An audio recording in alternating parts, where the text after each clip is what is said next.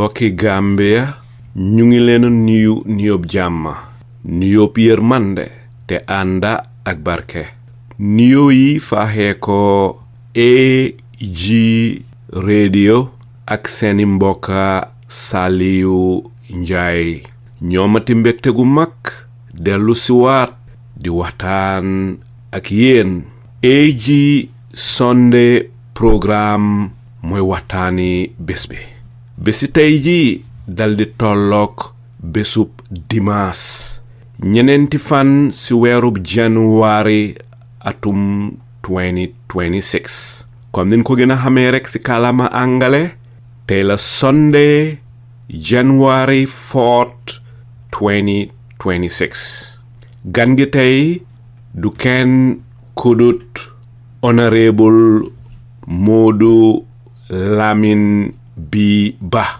moom mooy sun gan tey waxtaan bi nga xam ne moom la ñuy waxtaanee tey mooy li nga xam ne mooy li tiital te lëmbi réew mi yépp loola mooy lan loola mooy sun ndaw yi dee ci géej gi li ñuy ooye backway pour utali tugal ñaareel bi mooy ndaw yi ñuy rey ci forex bureau yi ak ñi nga xam ne ñoom leen nekkay rey gi dafa bari Gambia ba nga xam ne fu nekk la rey gi nekk ñu ngi rey nit ñi ci seeni kër yi ci mbedda yi seeni liggéeykaay waaye li gën a daw yaram mooy ñi ñuy rey nii yépp dañ koy wax benn fan ñaari fan rek mu mel ni deret musula tuuru mu mel ni dara xewut waaye ba gën a tey jéggi dayo gën a tey daw yaram mooy ne ñaareel dara du si dee génn fi kees gi mujjee sax duñ ko dee xam bu xewee ñun ñi leen ko waxtaanee cook waaye mu janteel ba doo dégga dara te dara du xew mu nekk loo xam ne lu daw yaram la lii mooy li nga xam ne moom la ñuy waxtaanee si ñi nga xam ne xamun kan mooy honorable Modou Lamin B moom mooy di National Assembly member representing Banjul North constituency moom nag he's a elected West African Bloc representative ba pare nekk na koo xam ne kii Executive Committee of the Network for African Parliamentary Committees of Health ñu xamee ko ci NEAPACOH mu nekk regional body boo xam ne seen jubluwaay mooy pour dëgëral parliamentary engagement on health issue across Africa moom honorable nekk na koo xam ne tamit mu ngi participate ci parliamentary committees ak legislative processes yi nga xam ne mooy xew foofa ci néegi député yi ba pare bokk na ci select committee on health ci National Assembly bi ba pare dal di bokk ci joint committee on health and gender ba pare dal di bokk tamit ci select committee on trade and regional integration dal di bokk tamit ci regional parliamentary health networks ba mu mel ni ci li muy yëngu bari na te dafa mel ni moom daal itee mooy lépp luy wéral lépp luy dëgëral wérgu yaram yi doomaani aadama bu ndox fi mu nekk du def lu dul dal di ànd ak yéen rek ñu dal di dem jëli honorable Modou Lamin B honorable ñu ngi lay nuyu di la sant di la gërëm di la jox sa wàccuwaay ba mat sëkk di la dalalaat fii ci AG radio nga xam ne doo fi gan waaye njëkka lay wish rek 2026 bu neex te ànd ak jàmm ak barke yow yaa sa njaboot sa doomi sa jabari ak ñépp di ko wish tamit sa constituency Banjul North nga xam ne man mii foofu laa cosaanoo fa laa juddoo ba pare di ko wish tamit Gambia yépp honorable ñu daldi la mee rek nga daldi nuyuwante suñu déglukat yi avant ñuy tàmbali laajte yi jërëjëf Mr Njie asalaamaaleykum képp koo xam ne mu ñëw déglu ci jamono bi di seize opportunity bi tamit pour wish everybody happy new year ba pare di leen ñaanal yàlla including yourself ak sa famille yépp ati 2026 bi mu nekka suñu at ñun ñëpp nekka at boo xam ne képp mbébét boo xam ne ñu ngi ko am rek yàlla ñu ko yàlla taxawu ba nga xam ne mu sotti ci barkeem di am mbégte lool di am kontaante lool di gërëm tamit waa Banjul North and by extension the entire country ci mandate buñ ma jox pour ma represent leen ci pencum réew mi mu nekk loo xam ne lu am solo la loo xam ne la wax dëgg ne yàlla lu ma gën a appreciate la ci suma entire life as far as suma service is concerned for the country comme ni ma ko waxee rek am naa mbégte lool pour ñëwaat si plateforme bu am solo bi plateforme boo xam ne is very informative parce que dama lay bàyyi xel ne even man su ma nekkutee si plateforme bi sax some of the audios that I receive or some of the links that I receive concerning programs yoo xam ne moom lañ lay def si plateforme bi are always worth listening to ba pare teg si tamit mu ngi widen the horizon of understanding for many Gambians and making sure ne teg neen mbir yi si yoon so sant naa yàlla trop pour nekk si plateforme bi te am mbégte tamit ne this is my first interview si atum 2026 te ma ñaan yàlla mu nekk interview boo xam ne dina nekk interview bu successful interview boo xam ne képp koo xam ne dina déglu suñ conversation bi tey dina ko amal njëriñ ba pare amal réew mi yëpp njëriñ jërë ngeen jëf.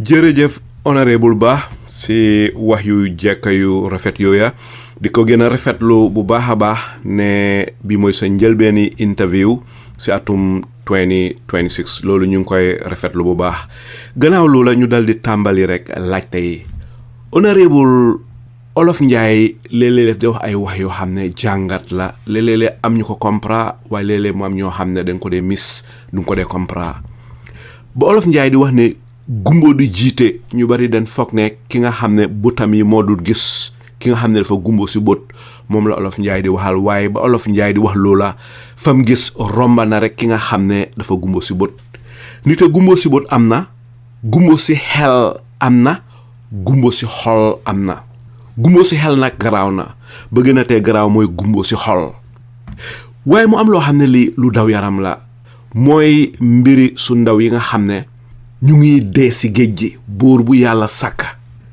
te dafa mel ni nguuri Gambia den gumbu si lii buggun koy gis buggun koy accès buggun a comprendre buggun a nangu ne soo gisee ndaw yi di daw réew mi di dee si géej gi ñu dee si géej gi moo leen gënal ñu toog si réew mi bon nga xam ne dëgga réew mi métti naa ñoom réew mi tàngaak naa ñoom kenn du am liggéey ñu lay fay lu ko jar weer bu dee nga fajal sa boppa soxla mun a dundal sa njaboot mun a fay sa luyaas mun a jënd essence def ko sa moto weer bi yëpp kenn du am loola yëpp nga daldi ko fi ba dem dugga si géej goo xam ne 90% chances ne doo egga bon suñ toogee ba nga xam ne ñi ñu jiite gis suñ problème bi xew si réew mi ba président di war a toog ne soo demee Edward Francis Small Teaching Hospital am na section yoo xam ne dafa rafet ba mel ni hôtel bon dégga ñu ne problème am na disconnect am na li may njëkk a laajte mooy mbiri backway bi nii ndax foog nga ne dëgga nguur gi understand nen the dynamics understand nen how serious it is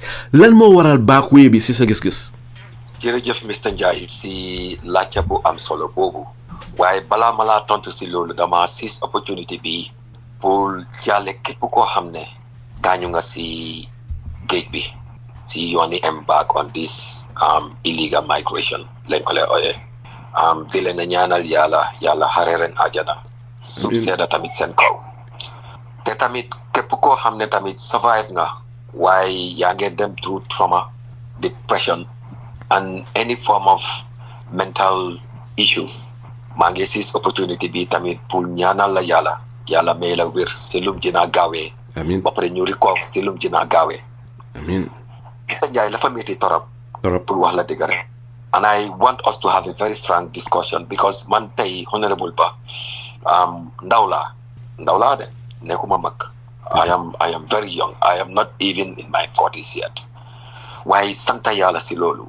ne bokk naa si ndaw yoo xam ne wax dëgg ne yàlla try naa by all means pour am lu ñoo ooyee vision ak mission I work on my vision that is by creating my vision then through that vision I was able to work on my mission which is indeed very important waaye comme laajte boo laajte am na solo trop te I will start from the head of state that is the President of the Republic of the Gambia mun naa laa wax ne according to lu ma déggee président bi di waxee since bu mu génnee press release ak démba nu ma déggee mu wax si rally bu mu attend woon Mamouda I can clearly say ne and also confirm ne President B is really disconnected with the entire issue when it comes to what to do in order to address the issue of illegal migration in this country. because so dégloo si waxam président bi la fa confirm ne illegal migration is a problem, but moom si boppam ak nguuram they lack the required solution to tackle this deadly backway. That is the truth, because the fact of the matter is comme lu xew on the 31st of December 2025 si guddi ñun ñëpp ñu ngi Banjul fii ñu ngi celebrate pour welcome 2026 around 11 p.m. si guddi, and I am giving you these details because yàlla la fa def ne si next day bi bala mbiri happune si next day bi man Honorable Abdoulie Njie of Banjul Central ak Honorable Almameh Gibba of Fonyi Kansala ñoo nekkoon the only members of parliament yu dem si lopitaan bi pour fekki ji victims yi ba pare ba leen fa jógee with the maritime officers and also with the naval officers. That is the Banjul base here. Then you proceed to the naval base in Banjul. For hamne fofulen amewon most of these survivors as far as problem Bobo was concerned in terms of the capsize of the boat that capsized on the 31st of December. Why mala wax lu metti mo happen parce que lu xew moy according to narration juma jëlee si some of these survivors mu nekk narration boo xam ne kenn waxul ma ko ñoom seen boppa ñu ko fekkee ñu fa nekkoon ñoo ma ko wax mooy ne benn affaire si bu moo happen it was around 11 p.m.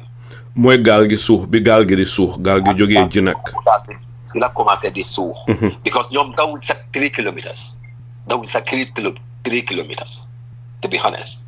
That is showing you ne something went wrong. One. Another thing has to do with then the last minute when 200 of them were in the boat, they saw another group of people, about 25 of them, according to the information that I got from some of the survivors. And guess what? In terms of even payment, which is the most concerning one as far as I am concerned, so you will see illegal migration bu the way they embark on. Can you imagine? Each one of them paid $65,000. This one. Ñom ñata nekkon ci gaal gi? Imagine, according to information buñ ma jox, they estimated that it was about 225 people in that boat. 225 ku nekk fay $65,000. Not all of them paid 65,000. Some of them paid 50,000, and ñun mujjé duga sax they paid 20,000. Wax nga lu ci dina yéme. Some of these people are not even Gambians. These people are Guineans. These people are Malians. These people are Senegalese. Can you imagine? Buñ démé ci l'hôpital bi moy first survivors duñ ici. Duñ admit ci l'hôpital bi. Amongst them, amna benn jigéen bo xamné she was 8 months old pregnant. Huh? She's a Guinean. Yes. Jigéen biir nga wax de. Jigéen bu biir 8 months was amongst them. Jigéen bu dem ak doomam boo xam ne is less than 2 years old. Mr. Njie, I could not hold my tears. Mom, I have a very soft heart. Jigéen ji ma dara jotu ko kay. No, jigéen bi wax dëgg neex yàlla, I also want to seize this opportunity pour comment suñ noos yi ak docteur yi ak suñ driver ambulance yu nekk si lopitaan bi ak even security bi ak otley yu nekkoon si lopitaan bi Edward Francis Small Teaching Hospital. They did extremely well si suñ bët yi because they attended all these patients but try by all means to normalize their situations. Waaye tamit ngërmande bu mag bi la fa dem si naval base bi si commander Job ak ku ñoo ooyee officer Adama Diagne. Jigéen la de, she was the officer in duty that very night. Can you imagine? Because they didn't have enough resources in terms of enough boats to rescue everybody, but they tried by all means to fuel these local canoes pour ñu mëna dem dimbali ñoo xam ne they survived. Can you imagine? Mooy gaali kobo yi idee nappa. Exactly. ñooñu tamit bokk nañ si ñoo xam ne dimbali nañ ñu bari bés boobu si guddi parce que ñu ngi laa won ne gaal bi around 11 p.m. daanaka ndox bi mu ngi seen uum yi around 3 a.m. si guddi. That is already in the morning of 2026 1st January. Gaal bi is almost on their necks. Foofu ku mënoon a feeñ rek mooy mun a survive. ak koo xam ne tamit yàlla mu ne time am jotut waaye foofu dee la kese and that is what is happening right now nii information bu ma am barka démba ne even the Senegalese side guy recovering over 10 dead bodies 15 dead bodies rather 15 dead bodies and 10 yoo xam ne they survived while ñun buñ loon dem bés boobu on the first si suba because this was the first call that I received that is the situation that is happening noonu laa callee honorable Abdoulie Njie yàlla def honorable Almameh Gibba fekk ñu fa the number of survivors that we received that very moment was 96 as stated by the Ministry of Defense send report me but later the number increased for now be 102 survivors but that very moment also we only had only 5 of them passed away waaye lu si dina yéeme Mr. Njie gis nga wax bi yëpp dem na ñëw na ñun we are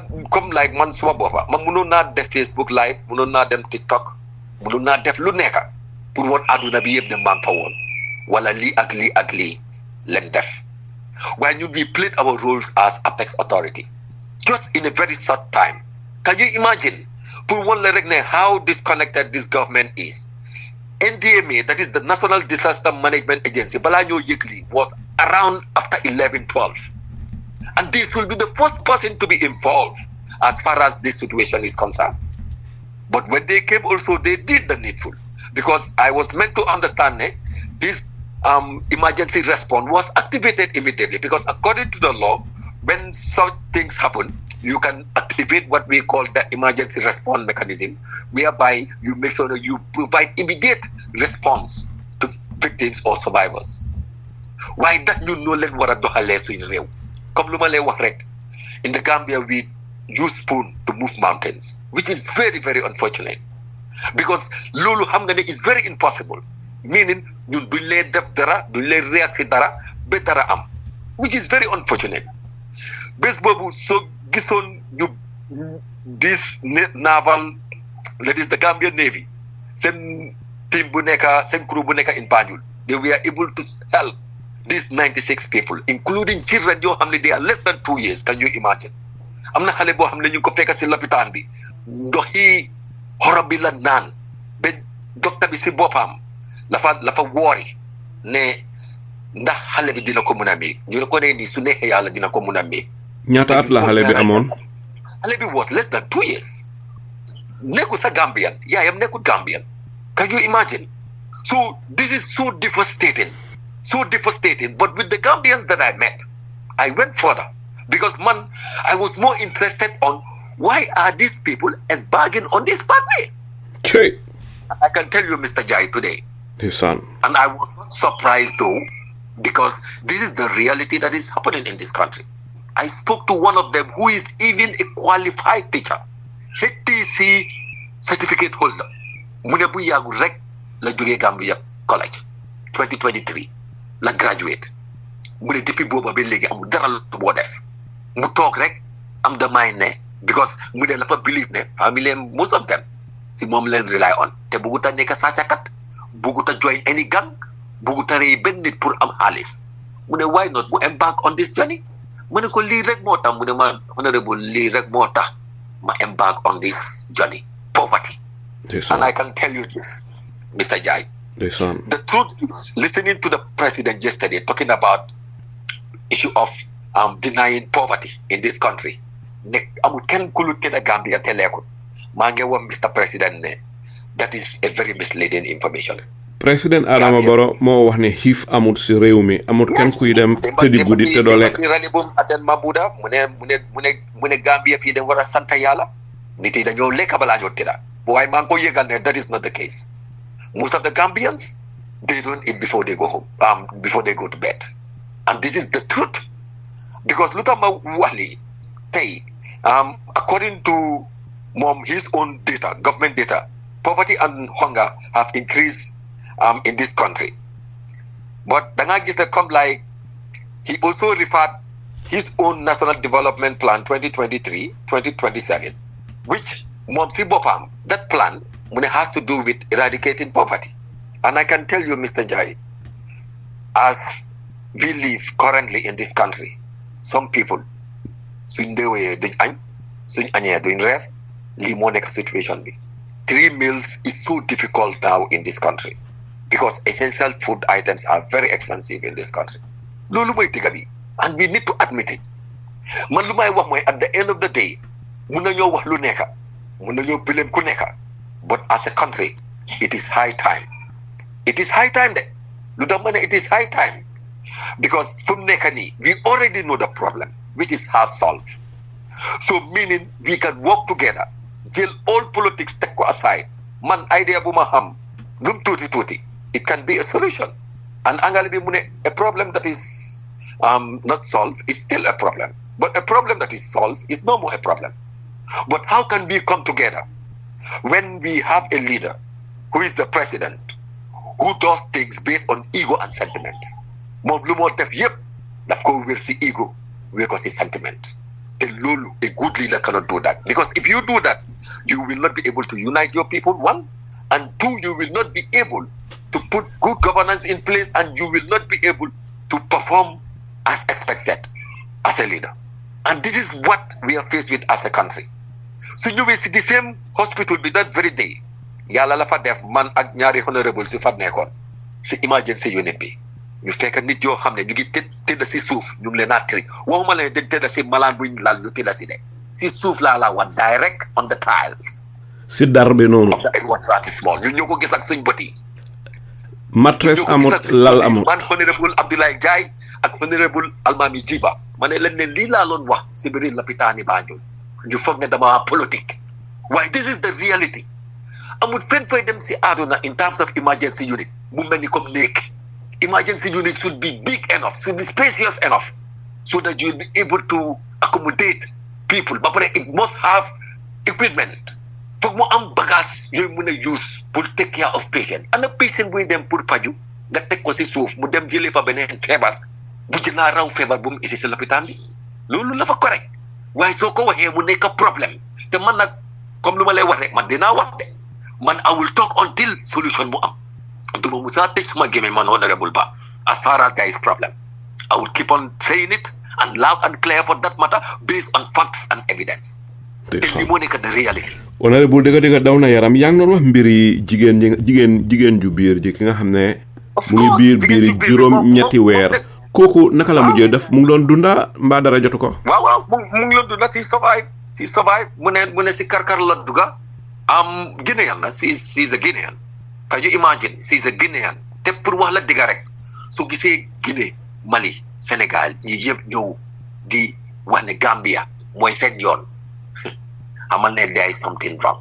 Mr. Njie leena xam naa ne people will be like dina ne waa honorable Bab lu ma wax nii but the truth is I had this interaction with some Navy personnel ñu leen dem can you imagine ñuy dem pour def seen normal routine si pour make sure ne all these boats duñ mun a ekkati duñ mun a jóg waaye guess what lu si nekk is more than normal what people are thinking about these people are even spiritual can you imagine dañoo dégg machine buy daw te duñ gis gaal mooy ñan ñoo dee dégg loolu ñan nga min suñ Navy yu lee dem pour def patrol pour make sure that all these boats because it doesn't make sense gaal yi fan leen defaree ba pare gaal pour nafa la fa am feature boo xam ne la fa laa woon ne gaal bi pour nafa la suñu waxantee dëgg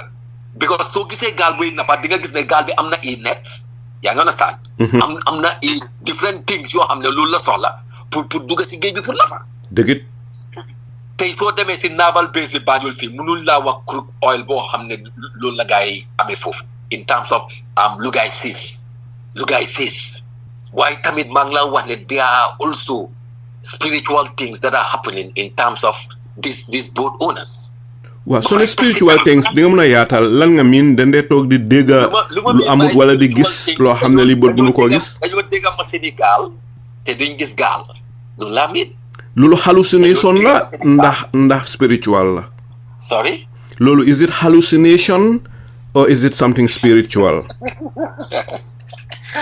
si ku ma waxal si ku ma amal conversation bi bala ma ko waxee sax man dama reetaan sax waaye mu ne ma ne ni honorable bu ree mu ne ma ne nii ne seeing is believing waaye yàlla ku baax la man lu may wax rek mooy maa ngi ooj suma moromi ndaw yi parce que situation bi la fa métti maa ngi digga sa ñu lee wax Barcelona or Barsaha that should not be the slogan. I can vividly remember as I stated see one of my interviews bu ma am ak Patu Network last week 2026 bu President Barrow winee through the coalition the message of the young people of this country was very clear. No to backway. This was what the young people were saying. But down the line, 2017 up to date, lu fi ndaw yi dee si backway bi kenn mënul laa wax nu mu toll. Kenn mënul laa wax nu mu toll. Honorable dafa nekk loo xam ne lu daw yaram la ne Adama Barrow ba nga xamee ne 2016 génne neen fi Yaya Jammeh Adama Barrow santun ko mu ñëw di build ay infrastructure santun ko dara liñ ko santoon leena la mu toog ñetti at lead a transition government Gambia undergo li ñoo ooyee transition period ko fee transition justice mun a am ko fee Adama Barrow dal di dem den jëloon suñu yaakaar lépp doole suñu teg ko si loxo Adama Barrow ñëw nekku ne fa or waa réew mi waaye or na jigéen ñi xale yi ñëpp li gën a tee daw yaram mooy ñu toog ba nga xam ne di slogan in this 21st century mooy Barsaha wala Barcelona loolu dafa nekk lu daw yaram soo bàyyee xel at mi la ñu jox gannaaw 227 Gambians ñu ngi leen rescue leen off the coast of Mauritania septembre bi at mi ni jox gannaaw 2025 69 migrants confirmed dead si lin xam nga ñaareel bu ne 65 mooy lin xam because lin xamut xamun ko mun na am sama uppa ko ba pare atum 2025 si lin xam si li gaay compté ñi dee si at mi yépp turu yi backway dee si géej gi su ndaw yi 3000 Gambians si lin xam amaan na sa uppa na ko fuuf waaye imaginal a population of 2.4 million ñi naan 2.7 million 3000 ndaw su ndaw ñi nga xam ne ñoom ñooy doole réew mi ñoom ñoo war a amee ëllëg réew mi ñetti junne war fee dee si géej gi waxu ñi nga xam ne leen feebar gën a àddina ak yu demee noonu de waaye ñii si géej gi leen dee ñetti junne lii dafa bari honorable ma bëgg laa laaj rek lan mooy li waral Afrique yépp Gambia mooy di gateway to the backway to Europe lan moo tax bi ko dégg naa yeneen dëkk yi ñoom dañ koy tere seen autorité si dañoo jël jéego yu mut sek dal di ko tere waaye ñun Gambia suñ autorité si deful leen war a def moo tax africain yëpp di dajaloo Jinack di utali backway bi lan mooy li waral lii lan moo tax suñ autorité si deful leen war a def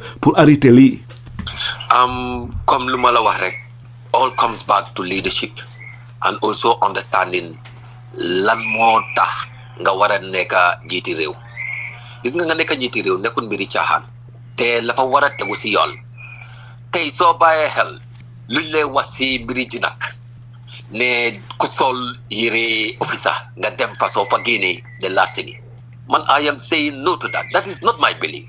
That is not what I believe and I will never believe such because tey Jinack am na officers yoo xam ne ñu fa dëkka and they put on uniform go to work and come back to Jinack and live their life so lu tax ñooñu ba léegi they are serving ba pare teg si tamit tey gis nga réew la fa war a am kilifa su ma ne réew la fa war a am kilifa la fa always war a teg réew si yoon tey lu tax dëkk yi ñoom ki ne Mali Sénégal yëpp Gambia ñu ne Gambia mooy the easiest route bu ñoo mun a duggee Europe si loo xam ne dara du leen si fekka lulut xanaa disaster mu xew gaal koppu ñu mënut a fay drown dee man loolu laa ko gisee te loolu warut a nekk situation bi tey war nañoo am proper mechanisms in place patrol bi la fa war a nekk comme tous les Malais suñ géej bi not only about ñuy embark on this irregular rather migration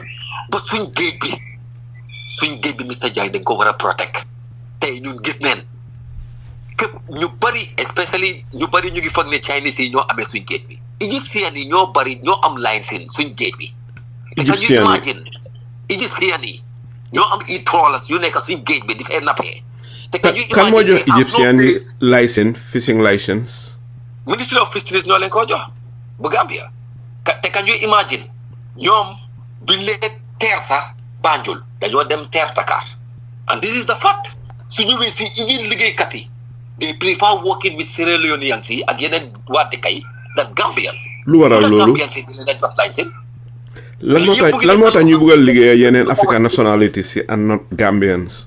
ba pare lii ñu ne kenn du ko wax si réew mi Mr. Njie.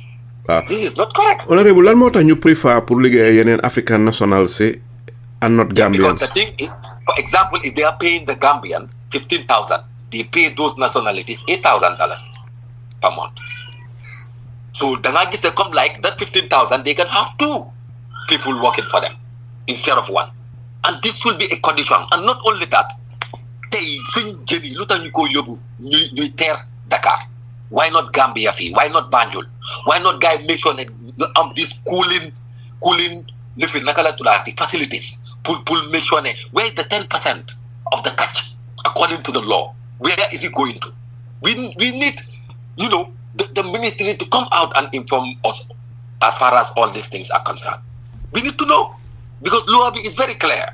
But I guess they come like so ma yóbbu la si lii yëpp because of yëpp mu ngi happen si territory suñ géej bi te suñ géej bi man la ko wax tey ñu bari mun nañoo attest ne sometimes jën moo leen dinaa seen ndawal si réewi Gambia lii moo nekk the situation here te loolu la fa warut gis nañ géej yoo xam ne comme Mauritania dañoo tëj seen géej bi sometimes and when they close it da nga gis the number of lifi ñu gaay di lay am jën bi lay am after opening it kenn mënul la wax nu mu toll kañ la jën géej a tuuru Gambia fii kañ la géej a tuuru Banjul fii fu mu nekk nii tey soo joxewutee $1,000 si dépasse soo bëggee lekk jën laa waxte te su ma la ne jën laa waxte dafa nekk i reet si nappa yi xam nga neen wante digga rek tey ñun waa Banjul ñu ne lan ñu ne ñun amuñ fu ñoo béyee ñun géej bi leen am digga la géej bi leen am waaye naka la ñu géej bi nekk di njëriñee ñun waa Banjul gisuñ si suñ boppa because there are no mechanisms or facilities put in place in regards of addressing that. To be honest, te nguur bi ñuñ amee fit bu tollu comme asamans di jënd air tickets pour travel pour attend meetings war nañoo am fit bu tollu comme asamans again ñu jënd ay trawlers jox ko ndaw yi especially ndaw yi Banjul yi ñuy dugg suñ géej yi di nappa nga xam ni jën bi dina yomba price yi jën bi dina yomba ñu ñëpp xam nañ jën la mun a njëriñ te am nañ jën suñ géej yi because suñ amatoon jën duñ jógee ba Egypte di ñëw di ut line seen Gambia pour nappa. Honorable mu am rek lu ma la bëgg a laaj foofu bala ngaa continuer mooy ne ndax yëg nga ne jamono Macky Sall amoon na nangu toogu nekkoon diggante Macky Sall ak Adama Barrow ba tax Sénégal Gambia dañ leen jox free license ñoom ñuy jël di ko jaay yeneen dëkk yi noonu la égyptien yi amee license jot neen fi loolu ba pare ñaareel teg si dolli boo seetee mool yi nekk Gambia Sénégal da ñëw jox leen ay gaal maanaam lebal leen ko pour ñu fay nanka gaal yi dafa amee registration number comme taxi yi daw si réew mi ñu amee registration number noonu la gaal yooyu amee registration number ñoom dañ ko jox seen nit ñi mool yi nga xam ne sénégalais leen te nekk biir Gambia lan moo tax Gambia mënu na def loolu ba Sénégal jógee beneen réew ñëw biir Gambia di dimbale seeni nit ñi ñun Gambia ñu toog di xool suñ nit ñi lan mooy sa gis-gis li xam nga Mr. Njie ñu ne yabaate especially ku la jox i bët yooy xoolee kooku moo laa wax fa ngay xoolee de parce que man mënuma understand yàbbu ñu Sénégal yàpp ñëw ba suñ dëkka jël i gaal ñu ne dañ ko jox ñan seen nit yi pour ñu nappa fan suñ géej yi xam nga foofu la yóbbaatee am ana ñu Gambia lañ jënd i gaal wala defar i gaal yóbbu ko Sénégal ne dañ ko jox Gambians yu nekk Sénégal loolu amut xam nga ñu ne doomi Adama bi respect yaa ko mun a jox sa boppa te tamit fula ak fayda yaa ko mun a jox sa boppa te foog naa ne Gambia foofu la war a jublu Gambia is a sovereign state a sovereign nation ñun we are not colonized by Senegal neither should we succumb to Senegal tey soo bàyyee xel yàlla defoon na sometime year before last if I can still remember ñu ngi demoon Sénégal that is the trade committee pour am nangutoo ak seen parliament bi seen trade committee bi in terms of some of these transit goods yu lay jógee Gambia di jaar Sénégal pour dem Bissau ak other countries within the sub-region. I made it very clear to them during that meeting ne tey ñun Gambia dañ am importance bu baax si wàllum those transit goods Sénégalais nag ñu ñëw leen traité si border yi correct and dafa am pour stop parce que tey Sénégal ñooñu dinaa soxla te su ma ne Sénégal ñooñu dinaa soxla ñu bari dinañ foog ne waxi caaxaan lay wax de Gambia dafa am advantage boo xam ne dafa divide Sénégal into two equal parts. If you want to get from northern part to southern part, you must go through the Gambia. Likewise, the other way around. That is, if you don't want to take all the way to the Garaba, that is URR, and because you cannot take the sea, you cannot take the sea to go to the other part of Senegal. But by road, we are very advantageous. Luta, ñu sampa bridge bi between Farafenni ak Elarat ak Jara Somo. Moy Bama Tenda, Ili Tenda bridge bi. Yes. Fal ñalla dina amal njëriñ tey Senegal. Because it's a total shortcut. Immediately nga jógee Kaolack, you will connect to that bridge and go straight to Casamance. So ñun ñoo war a am fula ak fayda in terms of the way we do things. And I believe it is very important as people to start thinking outside the box. So when to start thinking outside the box, I am not trying to trigger any violence, but it is high time for us to understand te loolu suñ technocrates yi ñoo ñu si war a jëmbale te loolu mooy lu am gis nga tey as a country suñ define territory si wóoruñ seen na sax si benn boor la fa war dañ si war a taxaw faam wane ne fii territory Gambia la number one. Number two, transit goes yu nekk di happen ni yuy jógee Gambia from our ports all the way to, let's say for example, Guinea-Bissau or Mali. The Senegalese government have no right to open these containers because these are transit goods.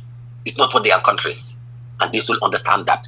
Why at the end of the day, lu képp loo xam ne happen na rek foog naa ne ñun Gambians ñun ñoo ko lay def suñ boppa te then we war a change towards that, and it is high time for us to do that because fu mu nekk nii xaw ma keneen de waaye ñun suñ maasi parewuñ benn yoon pour nasaxal Gambia si dara pare neen pour taxawal Gambia si lu nekk jaral nañu sax ñu teg si suñ bakkan pour make sure ne Gambia taxaw na comme naka la war a taxawee te la faa commencé suñ biir nit yi we are not accepting bad governance in this country duñ ko nangul kenn te duñ ko nangul sax suñ boppa parce que ñun ñoo fi am suñ njaboot yoo xam ne fii lañ juróo fii lañ jaroo ba pare fii lañ bëgg a magee ba pare fii lañ bëgg a njëriñ tamit ëllëg si biir so foog ñu put things in order.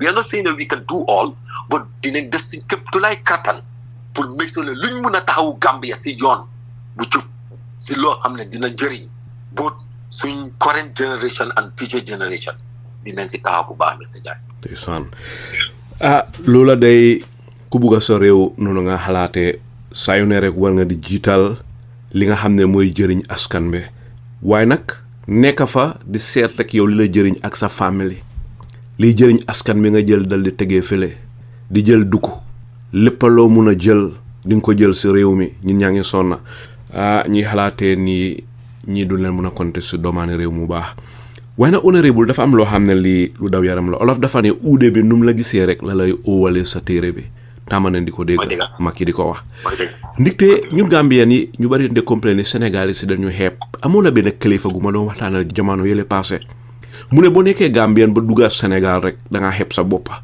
gis ni ñu doxalee seeni politique gis réew mi ni mel nguuri Jomaay Fay gi nga xam ne barki de moo njaay la ñëw ba ñëwee léegi soppeeku yi ak njëgi dund wàññi nañ ko bu baax ak yeneen a yeneen mu mel ni Sénégal mu ngi naat Gambia mu ngi dellu gannaaw lii nekk loo xam ne lu daw yaram la su toogee ba nga xam ne Sénégal dañuy gestu bay gestu seen nit ñi nga xam ne lébu leen te nekk Gambie ñëw di leen dimbale si suñu biir dëkka ñun Gambie xam nga lan leen def ñun leen jël ciment bi prioritize benn businessman at the expense of the rest ba tax loolu yokkay njëgi ciment ñun ñaa ngi jooy nguur gi xam neen loolu dégg nga li nga xam ne moom la Modou Cissé wax bu yàggut ne tarif bi duñ ko wàññi ba pare gis nga njëgi ciment ni seeree si réew mi lii benn la rek si tax ndaw yi di daw génn dëkk bi tumba si géej gu magge lan mooy sa jàngat ak sa gis-gis lii mun naa laa wax ne bokk na si lu gën a tax problème buñ nekk di face as a country ñu ko face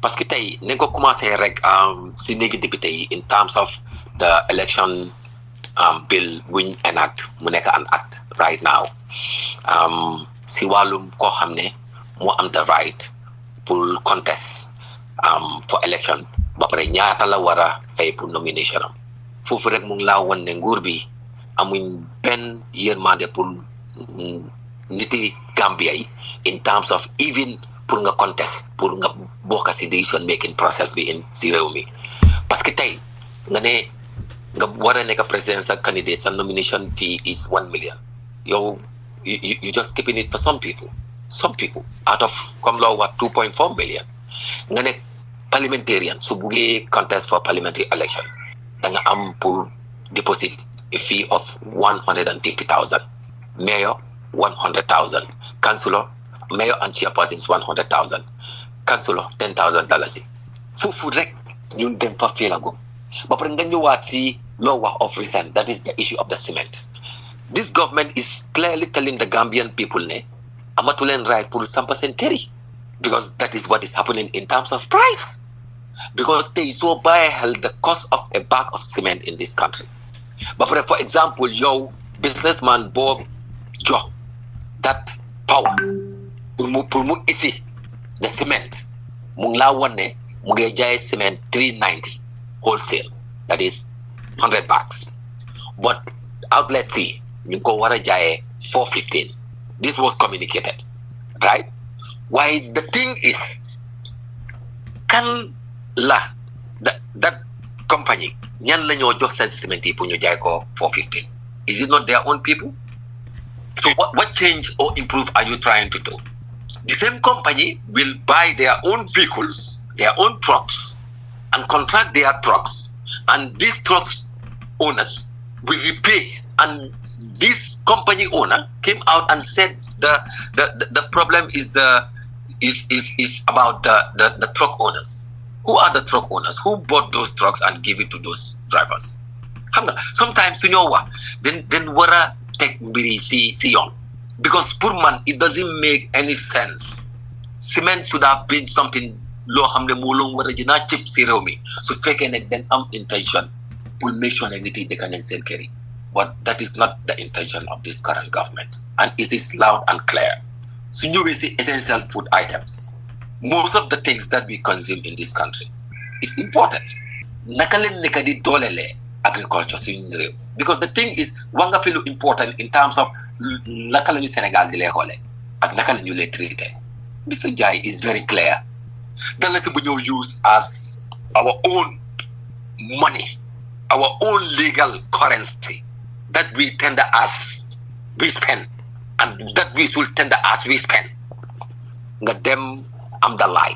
Rombal am the lie. It has no use anymore. There is no bureau in Senegal that operates in dollars. Yes, sir. You imagine. And you come to Gambia, your own cabinet, like talk, or a forex guy from nowhere. When you pick up a small cabinet, mu wechima sefa.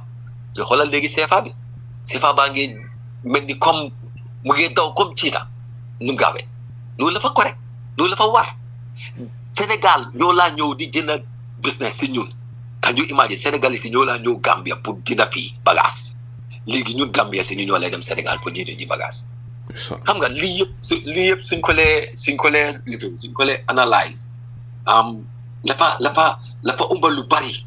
Ñun tey ñu ngi am réew boo xam ne ñu ne suñ économie bi mu ngi improve. Waaye naka la nekk di reflecter ci suñ nit yi, because people are still suffering from poverty. And that is the truth. People are still faced with, and this is one of the things that is triggering young people to embark on this illegal migration or irregular migration. At the end of the day, government become numoko rek si nguri Adama Barrow amul ben solution to the problem. They confirm that it is a problem. That is what Barrow said. But legi ban mechanism la put in place to make sure that this is sorted out immediately? As a country, if we are very serious, should be protected. Opportunities should be created for the young people of this country. You get claim ñoom seen bopp ne there are enough opportunities, because maa ngi gis yéen a naafiqa yoo xam ne recently ñu ngi leen a jox appointment as young people si réew mi ñu ngi bind lu nekk waaye ko suma ma woon rek wax la jooy ñu ne looy jooy ñu leen mu ne la ma wax suma time yu jatu boobu ñu ngi ko risabangum si benn côté. Gis nga dëkk bi ñun ñëpp ko bokka te luñ war a def dañ ko war a teg si yoon, parce que ñun ñëpp at the end of the day kenn ëppale wu fi kenn. At the end of the day, we all call ourselves Gambians.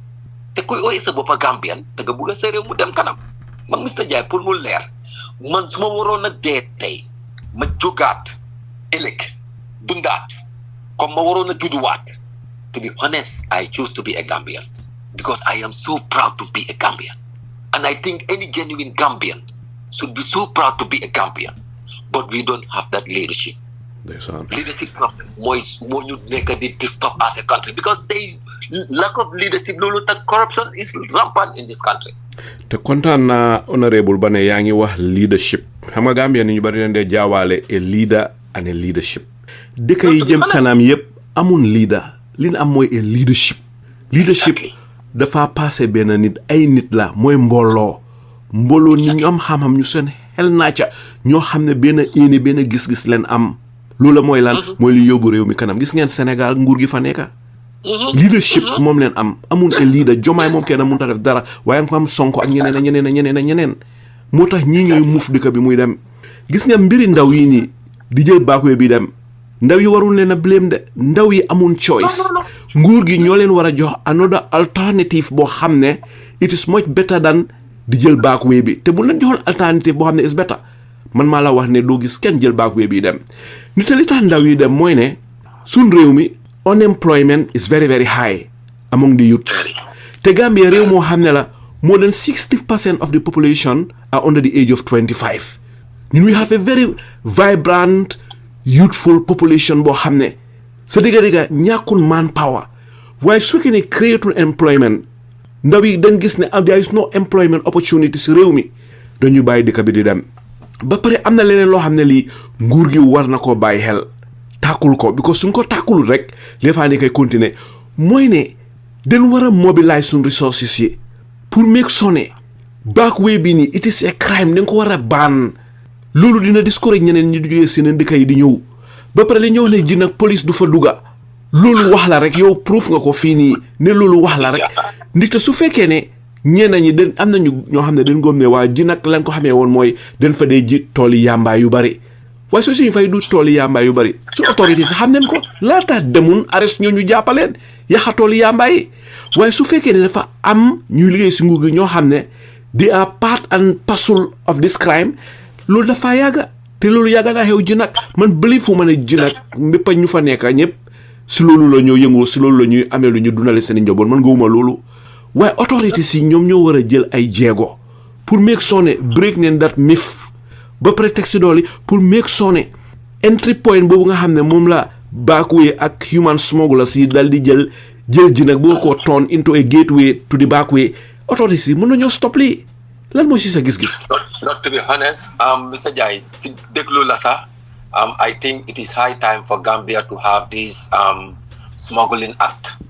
maa ngi gis suma benn brother Omar Camara mu ngi ko propose. I think that it is very important for the Gambian government if they are very serious, or I can even bring it as a private member bill su fekkee ne duñ ko deny si parliament bi because parliament bi moom la fa nekk parliament boo xam ne dañ ko pluralize when it comes to politics loo xam ne citing nguur bi isi wuñ ko rek they try to stamp on it and make it die just like that. We have seen the amendment of the the Public Order Act. Suleiman Saho is one.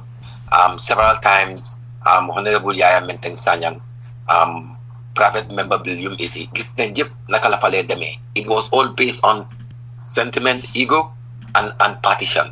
So this is very important because at the end of the day, when it comes to the issue of the young people are the citadels of the country. They are the cream of the society. They are the current and the future leaders of our country. So we cannot afford as leaders to bring forward our sentiments, overtake the interests of this country. We must put our sentiments aside when it comes to politics and see the way forward in making sure that we come up with very robust law. It will totally ban any person that has to do or engage in such a journey or practice. Because people want like direct, Mr. Jai. Manglong calculate 65,000 by 200, which gave me about 13 million. This is a good business, very good business. Gis nga bi ma joxe nomba bi ne ma ñoom 225 ñoo nekkoon si gaal gi am ñu fay 65,000 am na ñoo xam ne des PLS man maa ngi ko def 225 times 50,000 xam nga loolu ñaata la laa jox mu laa jox 11 $250,000. Lee is a profitable business. This is a multi-million dollars business. Exactly. If you have 2-3 boats survive, you are already a complete billionaire. Millionaire nga bobu so fa joge ben trip ñaari trip nga pension bu la nexé tabax sa kër. Millionaire nga instant. So da nga gis they come like government for put proper mechanisms to stop this kind of business because they come through agents. They must make sure that they have very good investigators. And that is where our enforcers come in. Our law enforcers come in. They have a big role to play as far as this is concerned. Why they can be lucid in our meeting, whenever you talk about the truth, people will come out and condemn you. Say whatever they want to say based on their own interests. Why man, mange yigal askani Gambian, I am not that National Assembly member or that human being or that guy bo hamne. Dina delu ganaw si lo hamne. O namane. Digala. Ba pare mu leer ma comme naka la ma leeree ne ëllëg la loon di by force loolu du ma ko xoolal du ma ko demal kenn gannaaw maa ngi waxtaan ak kenn mu ne ma honorable yaa ngi wax rek ma ne ko ne nii ne waaw foog ma wax parce que lu tax may wax tey Banjul North ban le ma sànni les cartes ay den ma jox mandate pour ma represent leen si parlement bi so pour ma represent leen si pencum réew mi I am not there to keep my mouth shut dama fa nekk pour wax ba su ma génn bi génnee kaña ba tamit lu may wax tamit mu amal leen injury and they are seeing it. Because tey lu ma nekk di wax yëpp nekkul ne dama ko wax because of comme ni ko olof di lay waxee rek i xamoon naa ko déedéet man I am not that person waxoon naa ko te ba laa ko waxee follow up bi laa def ba lii mu change. This is how it should be because so understanding representation is all about serving and in doing so you must try by all means to address the needs and the concerns of the people. Right now in Gambia as a country we are losing our younger generation because of this irregular migration. te ñu ñoo war a teg i jéego te teg si parlement bi si boppam am na role to play in terms of making sure ne we enact a very robust law boo xam ne it has to do with smuggling in this country te smuggling bi du affaire yi géej kese de to be honest even through land xam nga ñaata xale yu jigéen ñooy jigee sa Nigeria right now di jaaree parce que di ñëw Gambia pour nekk fi i prostitutes kenn mënut laa wax ni mu toll yes human trafficking. Yes, it's happening in this country. It's happening. Let them not talk about it, but I will talk about it. I will say it loud and clear. Now it's happening. Let's control our borders. Lota ma wafi affaire defined territory. So we say you am defined territory as a country because we believe we are a sovereign state. And sovereign state tamit du mbiri caaxaan moom mel ni comme dëkk yaa moom sa boppa. Lota te ñu am suñ own government, am suñ own army. I'm such own political parties. I'm such own president. So what should we do is what we should do. Déjà honorable yaa ngi wax loo xam ne lu daw yaram la ne yeneen dëkk yi dañuy jógee seeni dëkk dal di ñëw Gambia pour def prostitution waaye emut foofa rek waaye yeneen dëkk yi dañuy jógee si seeni dëkk si gox gi dal di ñëw Gambia pour jëlee backway bi bon ñun dafa mel ni xanaa ñun amun territorial integrity xanaa ñun amatuñ dëkk fi mu nekk bi ko dëkk boo xam ne réew moo xam ne amul ñu ko garder ñu garder suñu frontière ba pare leneen lu daw yaram mooy bu xaaba yi ak borom xam-xam yu bari ñoo xam ne ñu dañuy gëstu si li xew si àddina si surtout Afrique ak politics ga yooyu ñoom ñu ngay wax ne li nga xam ne mooy liy fuel backway bi lii war a gën a tax ndaw yi di gën a bugg a dee pour jël backway bi di dem benn mooy high unemployment ñaar widespread poverty ñetta heavy dependence on agriculture nite agriculture employs many people ñu bari lay jël pour ñu mun a am liggéey but it's mostly rain fed maanaam fa nekk loo xam ne na nawet si la liggéey bi day gën a bari ba pare gis nga ñun investor much on agriculture ba nga xam ne agriculture is low productivity ba pare léeg-léeg it is vulnerable to shock ba pare nga am climate change environmental degradation bi nga xam ne mooy xew Gambia coastal erosion ak yeneen ba pare nga am limited industrial base ba pare high cost of living bi nekk si dëkk bi components yi yëpp ba leen combine together bokk na si tax ndaw yi ne Barcelona rek wala Bartraxa nit te mënatu na dëkk si dëkk bi lii mu ngay xew waaye Adama Barrow su génnee daf dee deny lii ba pare gis nga Ismaila Ceesay Minister of Information buur bu set mu génn wax loo xam ne Gambien ñëpp a ko dee weddi léeg-léeg ñun ñu dem sa indi ay vidéo yoo xam ne moom la waxoon ay at sa gannaaw loo xam ne méngoo wutali muy wax tey so si ngaatal Adama Barrow day weddi ne poverty amul si dëkk bi unemployment amul si dëkk bi ba pare Ismaila Ceesay day weddi lii lan mooy si sa gis-gis yow mi nga xam ne you are a member of parliament pour wax la dëgg rek su fekkee ne Barrow wax na ne poverty nekku si réew mi then he is misleading the entire population, the entire public, the entire nation, and which is very unfortunate because pour wax la dëgg rek waxoon naa ko si njëlbeen ba Barrow si boppam nguuram mu ne dafa am national development plan 2023-2027 te this national development plan dafa am lu ñoo ooyee lan the issue of poverty alleviation pour seet naka la ñoo wàññee mbiri poverty si réew mi te pour wax la dëgga since 2017 laa wax not even 2023 but since 2017 up to date poverty is worse in this country. It's worse because tey la mbiri especially essential food items yi because si loolu laa gën a bugg a focus on tey la gën a seer nen ma wax loo xam ne dafa wàññeeku tey si réew mi su ñëwee si food essential items yi xam nga sometimes it is very important to talk about the real issues loolu tax si doorin ba ma ne tey foog ñu waxtaan man ak yow foog Gambians yi ñu understand how things are happening in this country because who feels it knows it and that is the truth. Man tey honorable ba I am going to the same market as any other person in this country and look at the face in Marseille loolu laa nekk di face so eventually I am seeing that there are a lot of differences dëgg la ñaaneen réewi Gambia mu improve mu yokku boo xam ne suñoo spécial duñ ko yëg waaye loolu naka la moo mun a amee su fekkee ne government bi amut that proper mechanism in place man sometimes I tell you the truth to be honest that I don't really understand whether President Barrow and his government have any vision for this country because su ñëwee si mbiri lu moo wax lu moo claim these are things yoo xam ne these are responsibility of a government because tey su government di claim infrastructure it's your responsibility nobody will thank you for that because tey soo gisee economic Gambia Time Jawara economic Gambia was based on agriculture and tourism but nu may waxee yow nii réewi Gambia we only depend on tax gis nga dynamics yi naka la shiftee from agriculture and tourism now to tax reliance so ñun as a country meaning that if we don't collect tax we will not progress as a country so if we collect the tax also we must make sure that how we spend those taxes should be fit for purpose.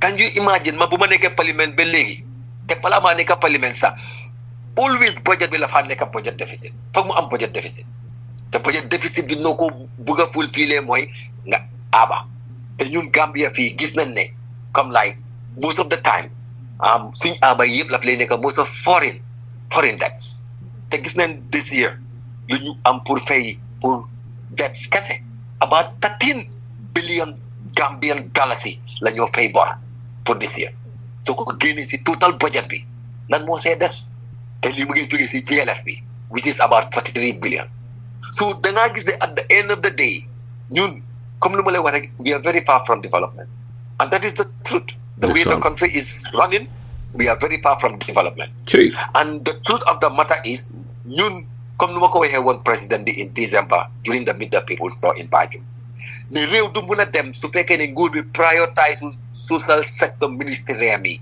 lu dem si wàllum education lu dem si wàllum health lu dem si wàllum agriculture lu dem si wàllum gender infrastructure lii foog nguur mu prioritize ko but they will claim that they prioritize it but amul benn impact on the ground people are still suffering especially women and young people of this country. Honorable dafa mel ni keroog bés boobu bi nga waxee loolu dafa mel ni président bi happy wutoon de kontaanutoon si yow de ndaxte vidéo bi ñu bare ko seetaan maa ngi gis ne bi nga wax Sidi Njie am nañu ñëwoon pour jéem a bugg a jël mic bi sa loxo waaye yaa ngi leen ignore rek di wax lan mooy li xewoon bés boobu. li xewoon bés boobu bari na Mr Njie to be honest bés boobu bési dëgg la woon bési wax président Barrow after 9 years in office ne lii nga teg Gambia bési teg yoon si par comme teg Barrow si yoon la woon waaye mu ne dama nekk xale trop pour wax ko dëgga loolu la foofu la Mr Njie no nu mu ko waxee comme like mu ne man du ma ko wax lu moo def man noonu laa ko mën a interpréter mu ne moom daal pour mu xam li xew Banjul nii dul pour mu def liste xaar nii dul kenn wax ko and that is the most disappointing part of it because the thing is ku bugg a ristixaar mooy kuy def ristixaar mooy ku bugg a xam man dama xam ba pare and I am giving him that information man lu ma la wax président bi lu ko doon dooleel la ak nguuram. dafa mel ni moom daf ko gisee ne yow da nga ko doon tuutuloo fekk yow dëgg nga ko doon wax ñu bari noonu leen ko gisee. su fekkoon ne tuuti loola du ma taxaw si kanamam di ko wax damaa toog si suma plateforme wax lu ma neex. dëgg it. bot am fit bu day ni comme asamaan déggu comme fu déggu war a em bugg a suma réew man comme nu ma ko lay waxee rek président Adama Barrow lu ko gënaloon man du ma musaa nekk member of parliament pour Banjul North. neexu ko de parce que sponsor own candidate am mu contest against man yàlla def ma win so kooku mooy kan te du ma ko wax dëgga Adama Barrow sax ku ko mun a raw si réew mi sax damaa taxaw wax ko dëgga su fekkee ne man. am na ñu bari ñu wax honorable ne ni mu ko handulee was so immature ndigte su fekkee ne yow kenn si député yi mu ngi ñëw di wax problème yi nga xam ne mooy xew si lopitaan bi président bi su nekkoon ku mature daf laa déglu ak xel waxtu waxam jotee mu jël mic bi gërëm la wane ne dëgga li nga wax ni day dëgga la su fekkee ne moom xam na loolu mu ne man laa gërëm si li ma fàttalil dina si jël ay jéego pour saafara ko su fekkee ne xamu ko mu ne li day dëgga xaw ma ko woon waaye ndegam wax nga ko te yow moom si li nga yëngu am nga si xam-xam ba ñëw di ko wax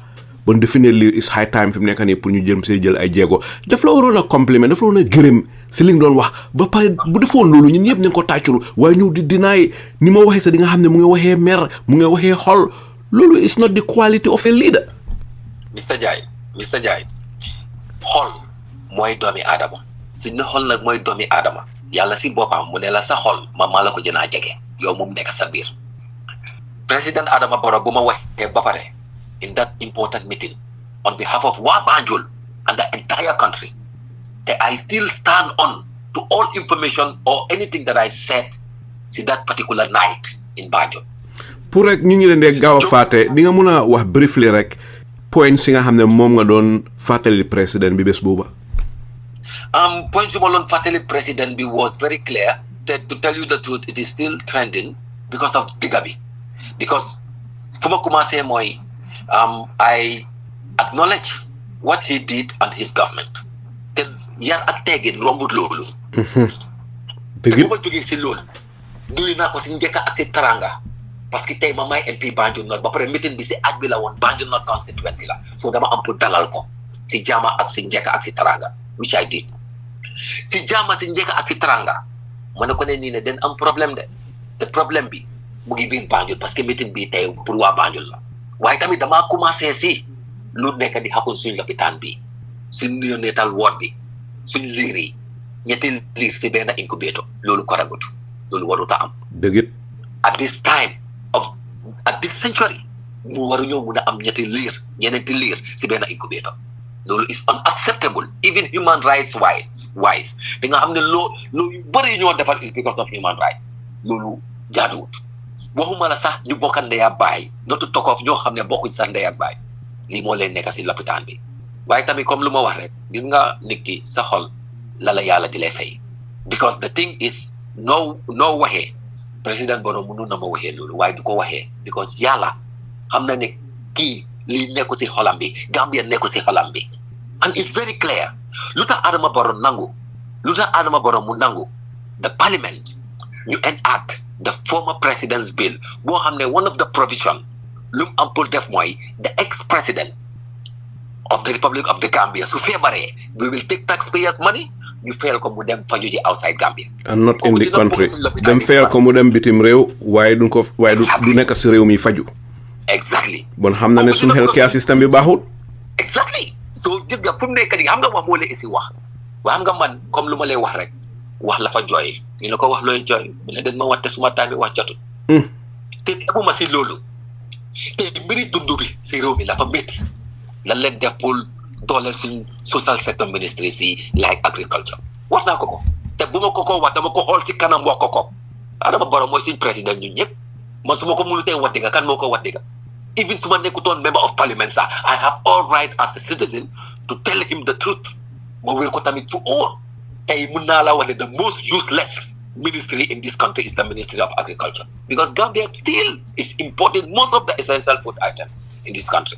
Suñ paree di wane giraffe, roots. These are all failed projects. Su fekkee ne they are not failed projects, why am I still buying rice in this country $2,000 or more? Then wante diga.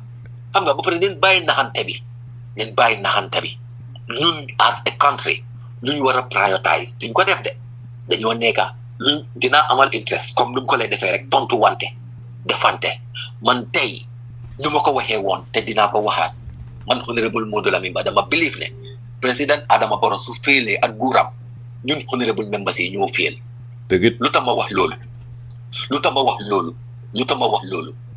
Adama Barrow Gambians yi dañ ko sànnil karta pour mu doxal réew mi man nag Modou Lamin Ba bokk si député yi réew mi si pencum réew mi dañ ma sànnil karta pour ma garder Adama Barrow nguuram pour mu doxal réew mi so eventually su ma defutee lu ma war a def ñan laa ko def Gambians si laa ko def suma bopp laa ko def suma njaboot laa ko def te suma njaboot mooy Gambia. su mu mel ni si ngaatal yéen député yi ak président bi you are not enemies you are a team working for Gambia. Very important team. So ñaari ñi ñuy liggéey léeg-léeg nit ki ñëw ne la fooguloo ne lii soo ko defee nii mooy gën a baax ku fi nga wax nga dëgg de ngeen try booba waaye yow because yaay président rek su la National Assembly member waxee dëgg rek nga reject ko si saa si jub condemn ko yow président duy doxalee noonu de. Situation bu ma waxoon ne moo nekk di happen si néonatal bi ñetti liir si benn incubator is still happening. te ban tey loolu nga am. It's still happening because they don't have the incubators yet. But am nen pit bu day ni comme Asamans pour higher flights pour dem Sénégal pour atteindre ñu ne 80 masaka xaw ma naka 80 years xaw ma masaka. waaye amuñ yërmande pour waa réew mi pour jël xaalis boobu ne balaa ñoo dem lii pour atteindre ko Sénégal dañ ko jël ñu jël ko at least benn 10 incubators ñu dimbalee suñu liir yu nekk si la. teg si dolli ñun ñaa ngi wax ne bu yàggut rek ñu ngi gis ñoo xam ne ñu nga dem sa féccookaay ya di fa maye ay dampe xaalis te dampe xaalis yooyu ñu ngi fay maye ak wéykat bi nga xam ne moom leen oolu indi ko ba Gambie xaalis yooyu foog naa mënoon naa jënd ay incubators yu bari la. Billahi wallahi talahi billahi. But this is showing you how disconnected this government is with the people. Because if a president will stand publicly and say things yoo xam ne yow da ngaa toog si Gambia because du ñoo dëkk Gambia man tey pour wàlla dëgg rek man expectuma sax yow mu nekk Europe wala America nga ne ma ne nii lii laa dégg ne moo happen Gambia de I should be the one to tell you. Dëgg it. I should be the one to tell you because I live here. Waaye su fekkee ne we have a president who cannot even come on no Gambia deserve better way. Definitely moo tax it am situation Gambia dafa nekk lu daw yaram te benn si li ko mën a saafara rek mooy Adama Barrow dem ñu remplacer ko président bu xam li xew. 2026 B is not Adama Barrow versus or NPP versus any political party. It's Adama Barrow versus the Gambian people, and this will be very clear to each and every Gambian. Dig it. And this is my campaign. Dig it. My campaign is not any political party, but Adama Barrow is going out. Waaw honorable yow yaa ngi on the ground nite li xew mooy nit ñi dañ jaaxle fi mu nekk nii nite politicians si nekkul benn ba pare political commentators ñu ngi wax ne the Gambian opposition is weak and divided waaye bantee daal for very strange reason ñu bari den believe ne Adama Barrow dina dem waaye koo laaj naka laa demee ñu ne xaw ma de waaye dina dem lan moo ci sa gis-gis. Mr. Njie gis nga buñ toogee 2016 ne Jammeh la faa dem.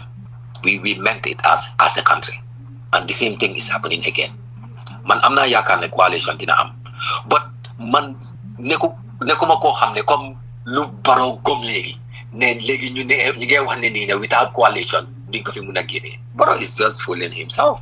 He is just fooling himself. But for the sake of Gambia, I am advocating that all opposition parties come together. This should be our priority if we really love this country. Because we cannot afford to see Barrow again for another 5 years after 2026 election in our living Makala to that state house. No. Honorable, how many observe nga lena so setlo recently the behavior of President Adama Barrow is becoming more and more arrogant. Demre ma ngi wax ben kilifa mu ne ma arrogance bobu muy display yep titange moy liko waral nit xam na ne his time is up. Ma bu la laaj fo nga balo realize na ne his time is up. Of course, ayo tamit. President Barrow do daf di. Bu nga ko wax lu nekk.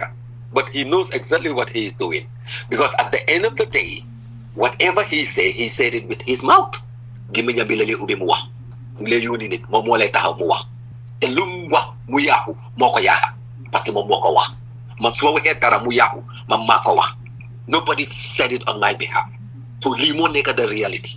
So da nga gis ne at the end of the day all what we need as people is people yoo xam ne dañ déggu ba pare neen pour dimbale réew mi. foog nga ne ñi ko wóor ñoom Ismaila Ceesay mi ko defal propaganda di pass disinformation everywhere foog nga ne ñooñu realize na ne Barrow time am is up. am nga man duma lee bugg a wax si Dr. Ismaila Ceesay because to be honest lu bari la fa dox suñ diggante su ma ne lu bari nag mun naa am nit yi dinañ foog ne lu rëy la déedéet njëkka ak teraanga moo dox suñ diggante waaye man personally right now as I am talking to you I am so disappointed with him. ñu bari du yow rek dama am gàcce si moom dama am gàcce si Dr. Ismaila Ceesay. I am so disappointed man honorable ba I am so disappointed to be honest. The least I expect si àdduna bi suma entire life is what he is doing right now te nag na xam ne àdduna la fa gudda tànka de àdduna la fa gudda tànka tarap ba pare the thing is yàlla def na most of the things yu moo wax ñu ngi ko isil VAR ñu ngi ko isil lu mu waxoon yëpp te lii ma ñaanuma yàlla mu dal ma ñaanuma yàlla tamit mu dal any genuine Gambian in this country. yow yaa ngi si suuf si foofa si Gambia naka la Gambia wala sa constituency waa Banjul naka la gaay gisee Ismaila Ceesay. To be honest musuma am ak gaay conversation su ma ne musuma am ak gaay conversation that is deep conversation about doctor but I can tell you comme like bu ma lay talk most of the time they always show their dismay in terms of what doctor is doing and to be honest doctor is full of ideas. Yàlla may na ko xam-xam. I think he should have used this xam-xam to change the narratives when it comes to information in this country. But unfortunately, it is not happening. But yàlla moo xam lu tax waaye ñun duñ musa relent.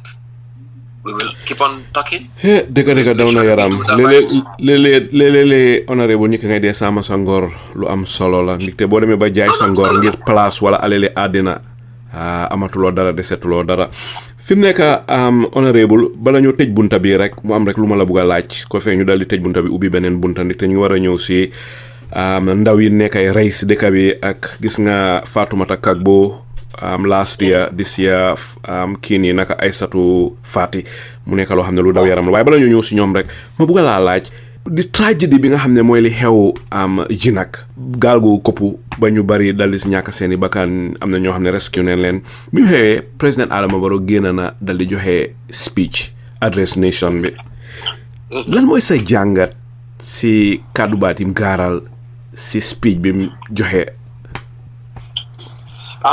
Still again he's just disconnected with what is happening on the ground because su fekkee ne yow yaa ngi jël blame di ko sit si parents yi ba pare di bugg a gëmloo Gambians yi ne poverty amut fii that is showing ne you are not aware of what is happening so da nga gis ne comme like man lu may object mooy comme nu ma ko waxee si suma statement si yu ma génnee yuñ publish ne it is high time for all of us to come together. It doesn't matter where you're from politically, background wise, we must come together and make sure that we have a national dialogue on this issue, come up with resolutions and part of the resolutions mooy comme lu ma wax the issue of having a robust law in terms of smuggling. We must have a smuggling act in this country boo xam ne comme like at the end of the day it is so robust and it's up to date. I understand. So lii dafa nekk loo xam ne am na solo torop as one of the mechanisms that we need to put in place. Another thing is currently if you go to the naval base ñu ngi am ñaari gaal yoo xam ne can you imagine Portuguese yi ñoo ñu ko jox USP waaye they will be here and before the end of this month pour train suñ gars yi pour ñu mun a dugg si géej bi ak gaal yi man lu may wax mooy amatuñ time. I am urging the president and his government to do the needful. su fekkee ne sax ne they have to pay extra money just for these people to take flight and come to Gambia, they should do it as soon as possible and immediately. Let them come because ñu ne mënuñoo use gaal yi te commission lañ ko loolu mooy lan te du ñun lañ ko jox ba pare gaal yi ak si na Gambia already nañ use gaal yi ñu make sure that we do the needful. So these are things yoo xam ne these are mechanisms yoo xam ne we can put in place te xam ne we can try by all means and use holistic approach to address this issue because we are together in this. This has nothing to do with opposition. This has nothing to do with government. This has to do with Gambia. All Gambians should come forward and bring whatever idea they have that they think is of relevant to make sure that we have a solution to this problem. Because this problem, we just cannot ignore it anymore. We just can't, because we cannot afford to lose more young women, children in this country.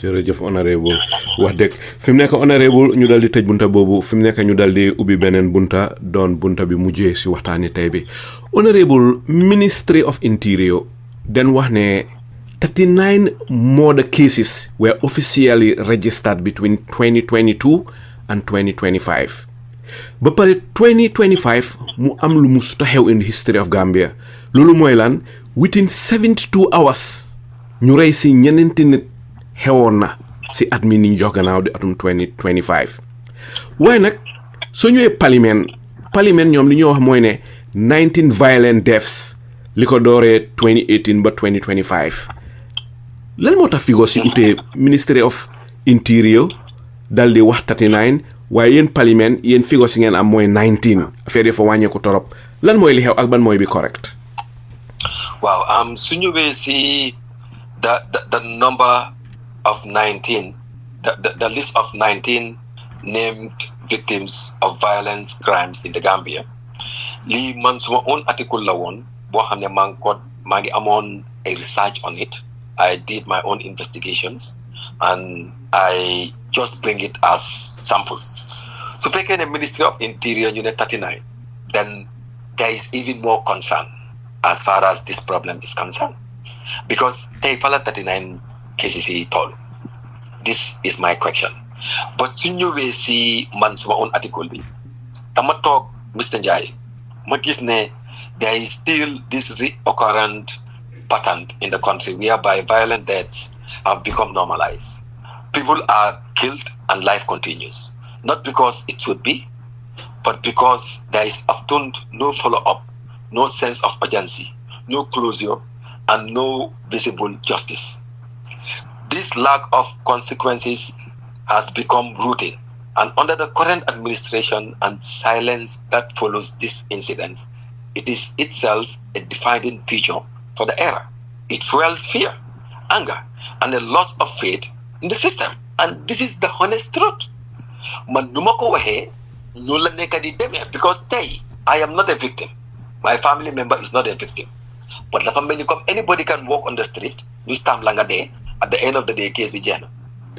Pour avoid loolu ma ne léegi nañ hold account to what happened. Nañ jël 19 cases rather. Because in Parliament we also have what we call post-legislative scrutiny.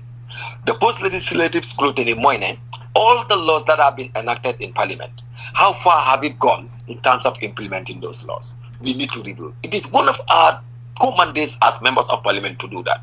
Because Gambia ñu ngi amee luwa yu bari waaye kenn bu mu la na ñu bari sax xamuñ yenn luwa yi te ñu ngi si nekk député. Which is very unfortunate. So da nga gis ne at the end of the day, this is what we call oversight and also performing your accountability mechanism. So when this article was published on Fatu Network, immediately, a day after rather, I saw a response from the police, which was very misleading. Because hey, police buñ génnee pour tontu ma man honorable Ba. I was very disappointed. Because the thing is, I was expecting response from the Ministry of Information and not the police. Gay nag mun nañoo wax ne waaw ñu ñooy enforcer yi ba pare lii si ñun la moo jaar waaye naka judiciary bi are they not part of it? Lu tax judiciary bi génnuñ pour tontu ma. And this article was published in the public. Xam nga sometimes dama lay wane ne the police through the office of the IGP war nañoo bàyyi seen xel bu baax, especially seen PR.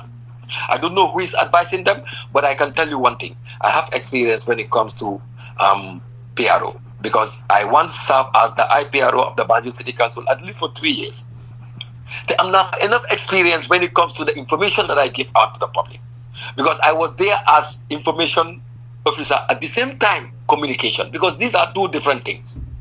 So whatever I get out to the public, I must make sure it is in line with what happened.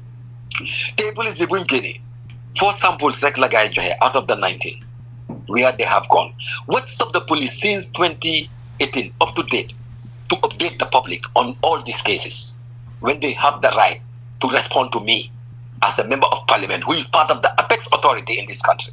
sometimes soo ko waxee ñu jàppane comme like waa la fa bëgg a siis la fa bëgg a jël comme like la fa jaay authority jaayuma authority waaye am na fu mu war a mun a toll foog ma mun a war a mun a jaay authority because I am part of the apex authority in this country that is given powers by the constitution, which is the supreme law of this country, to perform oversight functions to all government institutions, including the office of the president.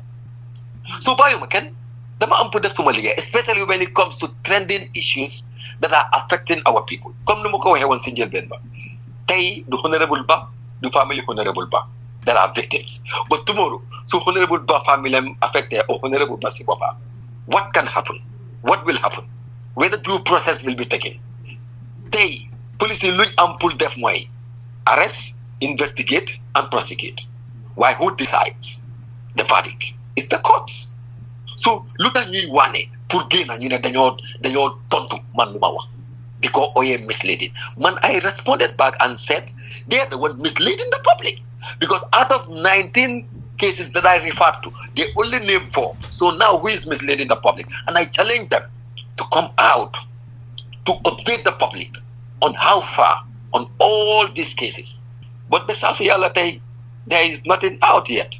And sometimes so-called deaf, the new folk come like young wane sa doole. No. Nekul wane sa doole. Wala sa ñu gisee ko ne ki opposition na UDP la so motax fekk yow li nga is fact. It's public records dafa wara correct. Ñu bari sa loolu leen wax ñu ne leen ne nii soo leen gisee ngeen génn nii ba pare kañ la police bi nekk politicien Adama Barrow si boppam jëlu pour tontu ma through the Ministry of Information lu tax the office of the IGP the police génn pour tontu ma loolu is not correct but at the end of the day ñoom they feel ne is right but when I reacted back to challenge them to come out with a comprehensive update of all these 19 cases they didn't yet and I still challenge them on that.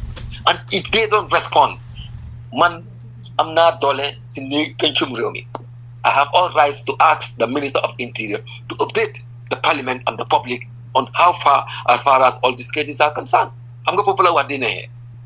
Tiga daw na yaram ba pare honorable am na loo xam ne bëgg naa ko bring into your attention di Theo you are a member of Parliament pour nga bàyyi lii xel mooy ne the number of homicide cases in Gambia.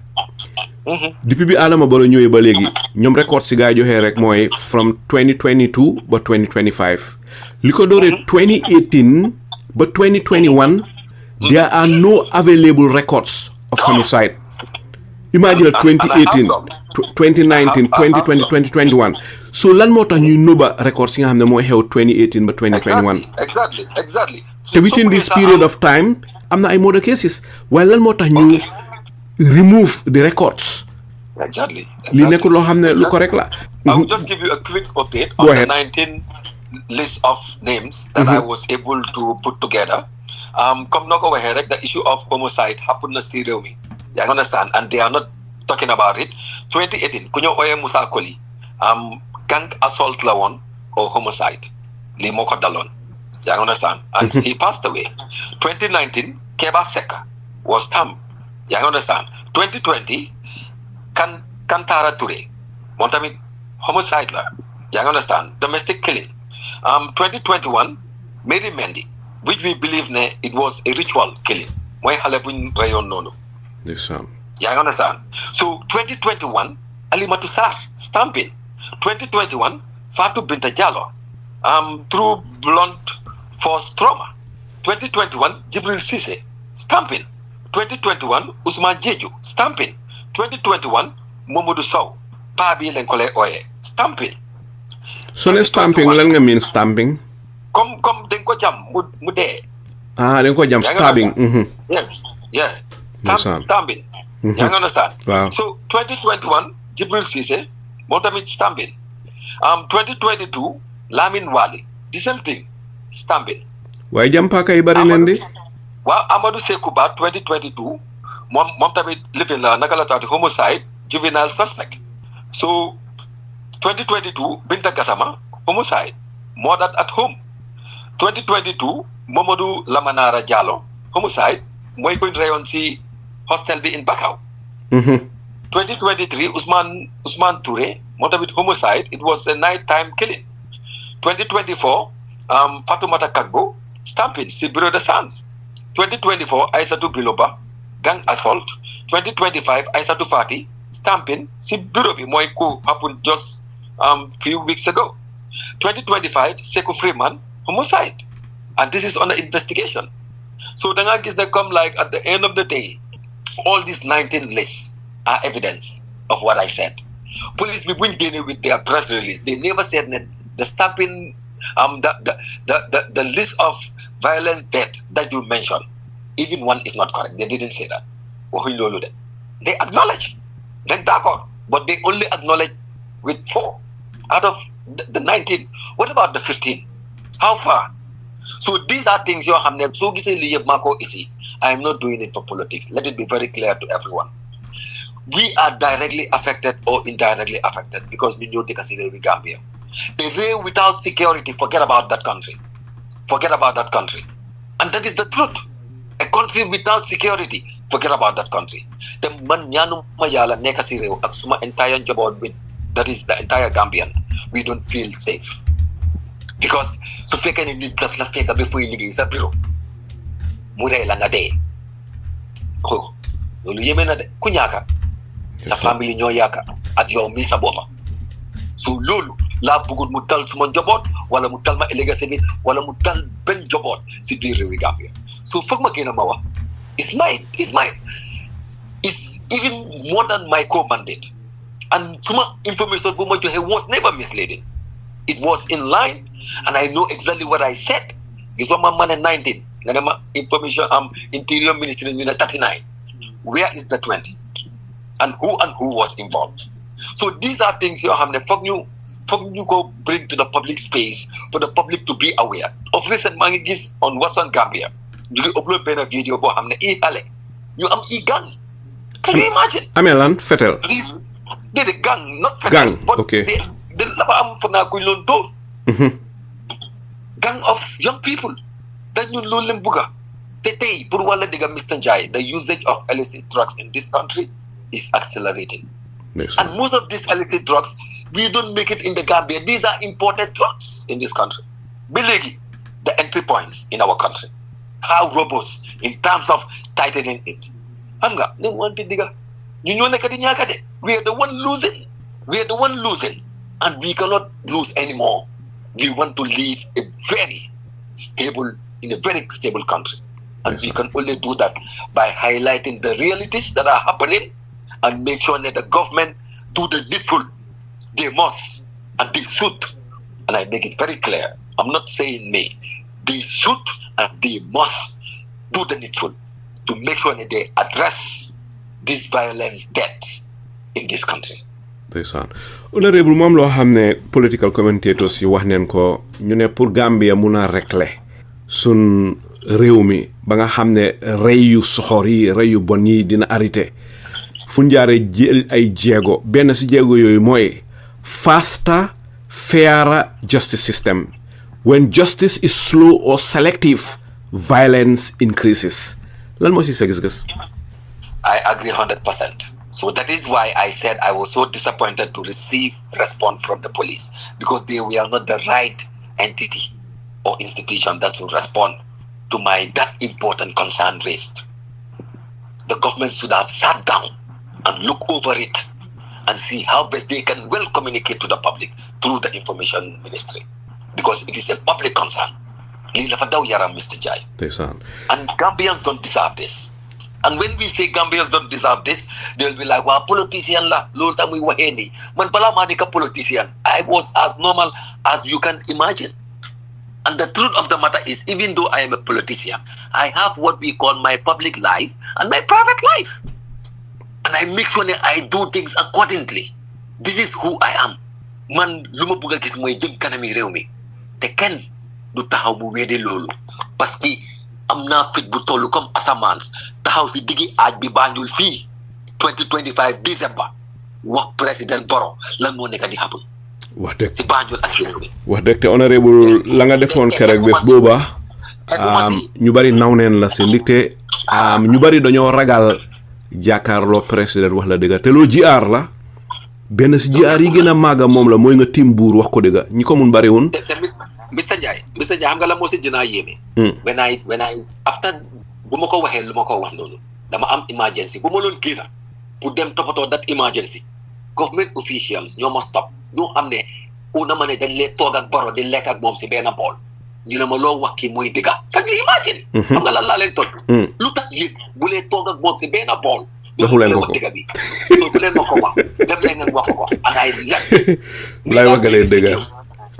xam nga lu bari moo happen bés boobu waaye yëpp yàlla man yëpp si yàlla laa ko wéer yëpp si dëgga laa ko wéer yëpp si bugga suma réew laa ko wéer. mbaa kay sa family members yi woorewun woon after loolu. my family members can never comme lu ma wax rek gis nga soo xamutee nit ne ko ne ay ma may seti Seer Diop the founder of Serekunda man seti buur laa te du ne affaire yi baaku sax waaye tey sant yàlla in parliament I am the only loyal su ñëwee si royal MP I am the only royal MP in parliament right now.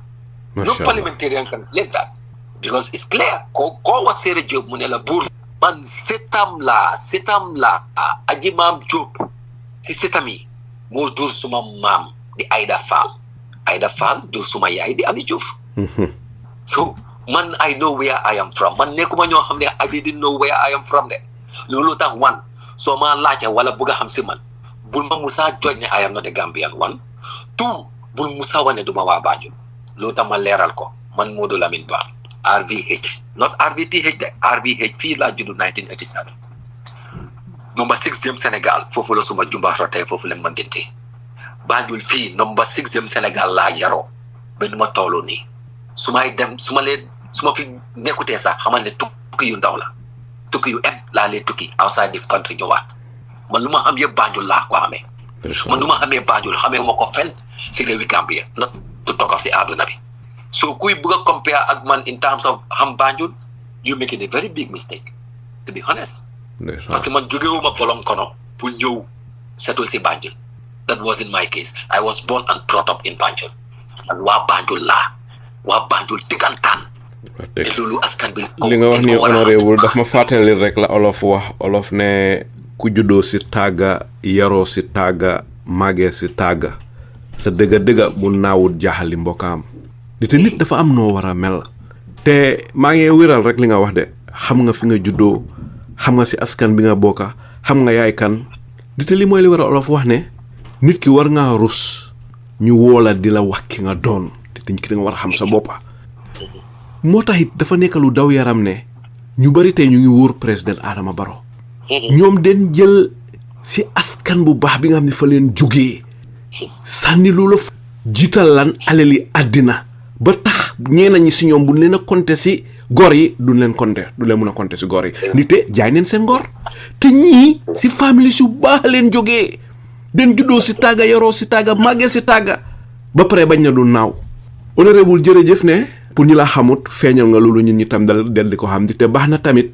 ñun ñu mel ni yéen member of parliament yi ñun ñi di xam yéen a ñan loolu tam dafaa gën a tax ñun ñi gën leen a xam kontaan naa trop si loolu am na solo trop waaw fi mu nekk bala ñu tëj bunta bii rek honorable ni te waxtu bi fi mu nekk daanaka jaamu nañu borom xam yi den wax ne pour arrêter rey gi den nit pour speed of homicide investigation si ak trial si teg si dool it den war a protect witnesses yi so that people are not afraid to testify ba pare publicly report case outcomes to build trust ba pare and so no political or social interferences in murder cases xewee waruñ see boole fi politique waruñ see boole fi social interferences dañ war a bàyyi luwaay bi rek mu dal di doxal lii buñ ko defee rey gi dina wàññeeku buñ ko deful nag rey gi day continuer rek lan mooy sa gis-gis si lii not to be honest Mr Njie da nga wax yëpp parce que tey soo bàyyi xel depuis that class bu mu amee between me and the police in terms of suma publication bi on Fatu Network soo bàyyi xel the trend with the police they've been updating the public in terms of convictions you guys nekk di am right now you guys nekk di def ak other things so meaning ne we had what we call a sleeping police before because the thing is police bi duñ ma ne because of what I said that triggered them to be coming out be updating the public which they should because they owe it to the public waaye lu tax case 2018 wala nekk si police yi ba saa si yàlla tey 2025 Gambians don't know how far with those cases loolu makul benn sense wax dëgg te su ñëwee si process bi si ñoom la moo commencé because ñoom ñoo am the right to arrest to investigate and to prosecute ñoom ñoo am the right by the law that right is clear so who are they now not to talk to the public? They should talk to the public to know what is going on. And I still demand through this platform, so guys digging this audio, I still demand for them to come out and explain to the Gambian people what happened to the 19 cases that I mentioned during my interview. It should be clear because Gambians need to know fan moy fan, wala kan moy kan. Because the thing is, man, I am open to the challenge for Gambian people to know whether I didn't say the truth. Or is the police that are not telling us the truth? Gambians deserve that. They deserve the truth. And we cannot hold anything in this country come by economic. It cannot be possible. It cannot be possible. And we need to change.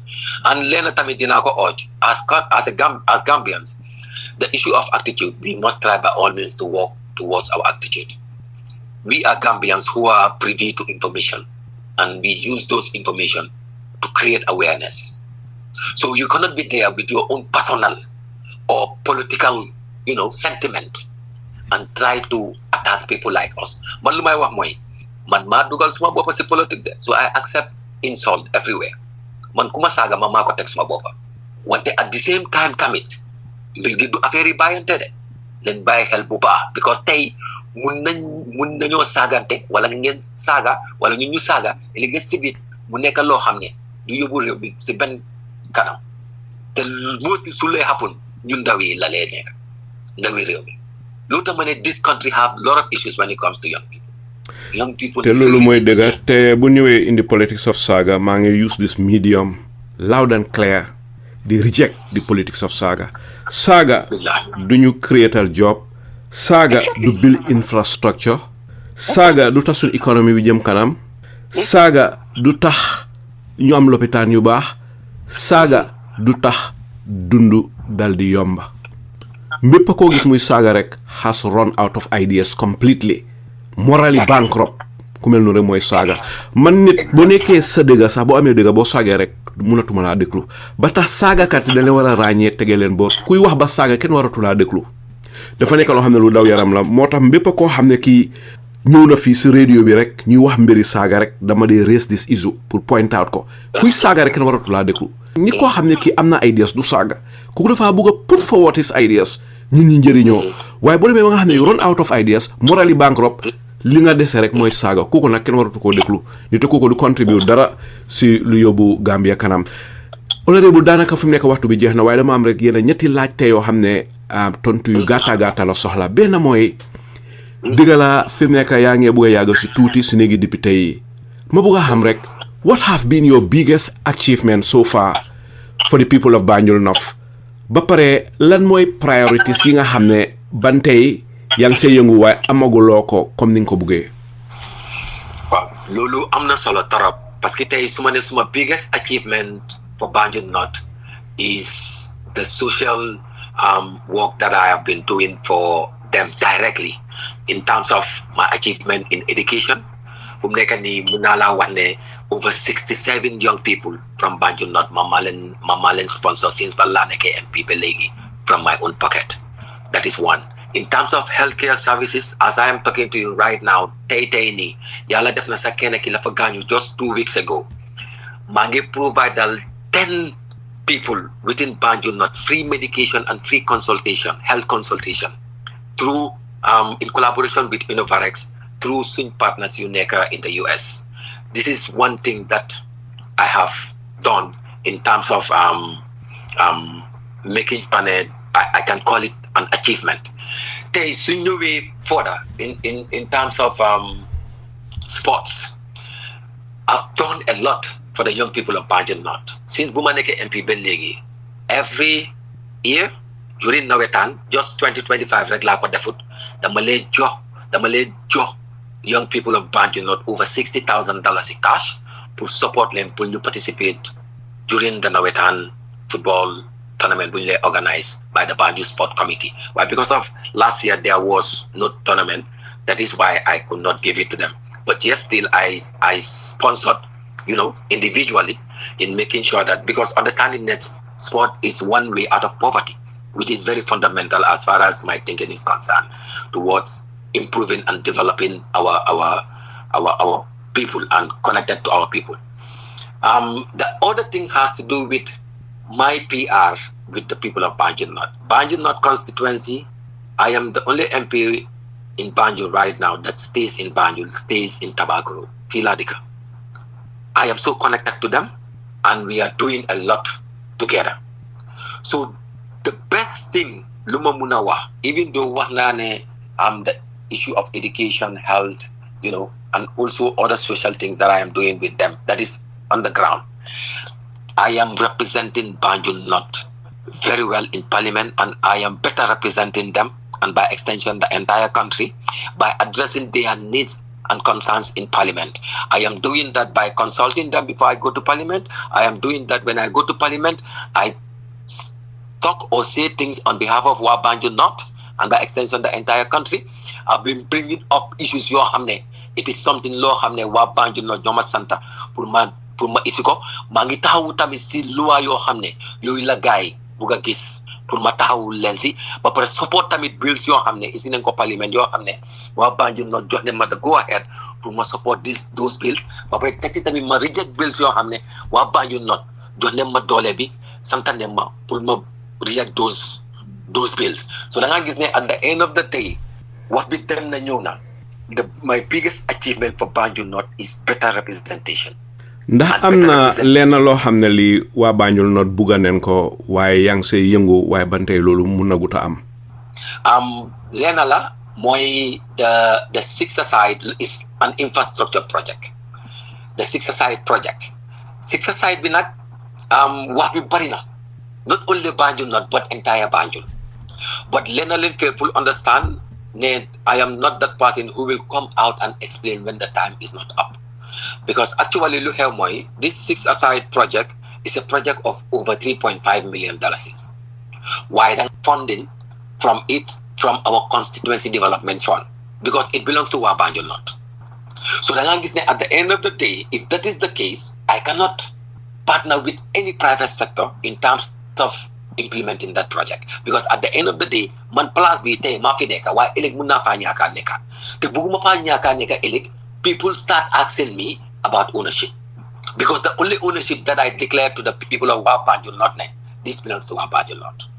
So currently we have already secured $1 million, which work has started, to be honest, and we have gone far in terms of implementing the project.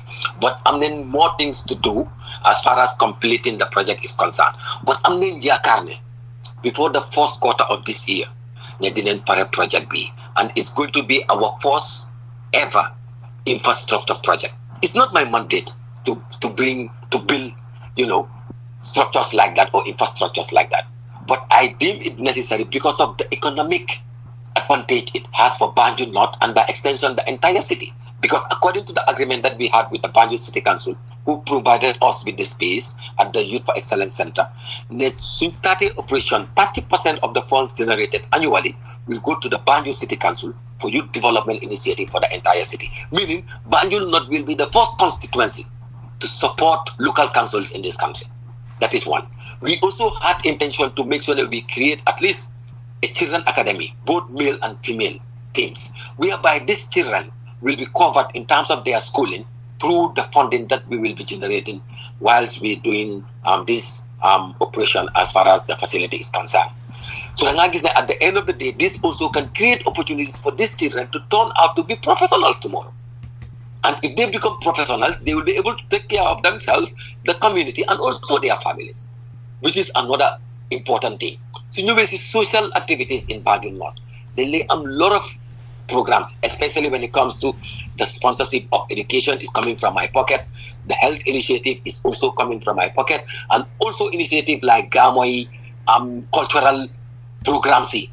All these things, this facility can be able to contribute, because we will be having this what we will use to support in terms of social activities as far as Banjul North is concerned. This is the way we think it. And we have so many things that we do, to be honest. Right now, we are doing a lot. As a politician, it's important to talk about it. But come luma wax rek, time yi wax bi su jotee dinañ wax yooyu yëpp. But ma àggee la ak lii rek as of now. jërëjëf honorable si yaatal boobu fi mu nekk ñu daal di ñëw si beneen bi daanaka waxtu bi xal nañoo jaamu honorable su fekkee ne mus naa am benn bill wala motion boo xam ne ki ko introduce si National Assembly bi mooy yow ban si bill yi wala motion yi moom nga consider most impactful. laajte nga tamit lu am solo. In Parliament maa ngi not personally as a private member bill bu ma nekkee member of Parliament ba léegi but am na committee bills yu bari man bokk naa si ñu ko spearhead and I was part of those committees yoo xam ne comme like we thought of it and make sure that it happened. Of recent, the MCA amendment bill, which supposed to be a private member bill, but the health committee bill was very important in terms of the role that they will play. Pour ñu mëna allow medications yoo xam ne mu ngi jógee ba America pour ñu mun koo source as a country, mun koo receive fii as a country. So yàlla def na I spearheaded, even though I am not the chair of that committee, suma chair mu fa woon, but during the entire consultation daf ma jiital ne ma ne nii ne lii dama la koo bàyyee nga doxal ko benn sotti ba pare at the end of the day su ñëwee si bill bi si boppam da ngaa gis ne comme like turam moo fa nekka and the chair of the committee, meaning it is a committee bill. So loolu def naa ko yoon am na bills yu bari comme of recent the national population bill, even though it's from the office of the vice president, I spearheaded the consultation and make sure ne it went through. Even when it comes to the consideration stage, man at Honorable Tumanjai, because it was a joint committee, Tumanjai was the chair of the gender committee and I was the vice chair of the health committee. So we spearheaded the consideration stage of that bill. And union bill, the legal methodology bill, we enacted last year in Parliament. So all these bills are bills I played a very pivotal role in terms of making sure that it happened. Just to inform you, Tamit, I am working on a private member bill to decriminalize the attempt to suicide. Lutamabuga is this bill is very, very important and critical because I am a mental health champion. And most of the cases, because right now, according to the Criminal and Offences Act of the Gambia, the issue of attempt to suicide is misdemeanor, meaning it is a minor case. I don't want it to be a minor case. It should be decriminalized, understanding the status of the individual who was attempting to commit suicide, lan mo wara xew.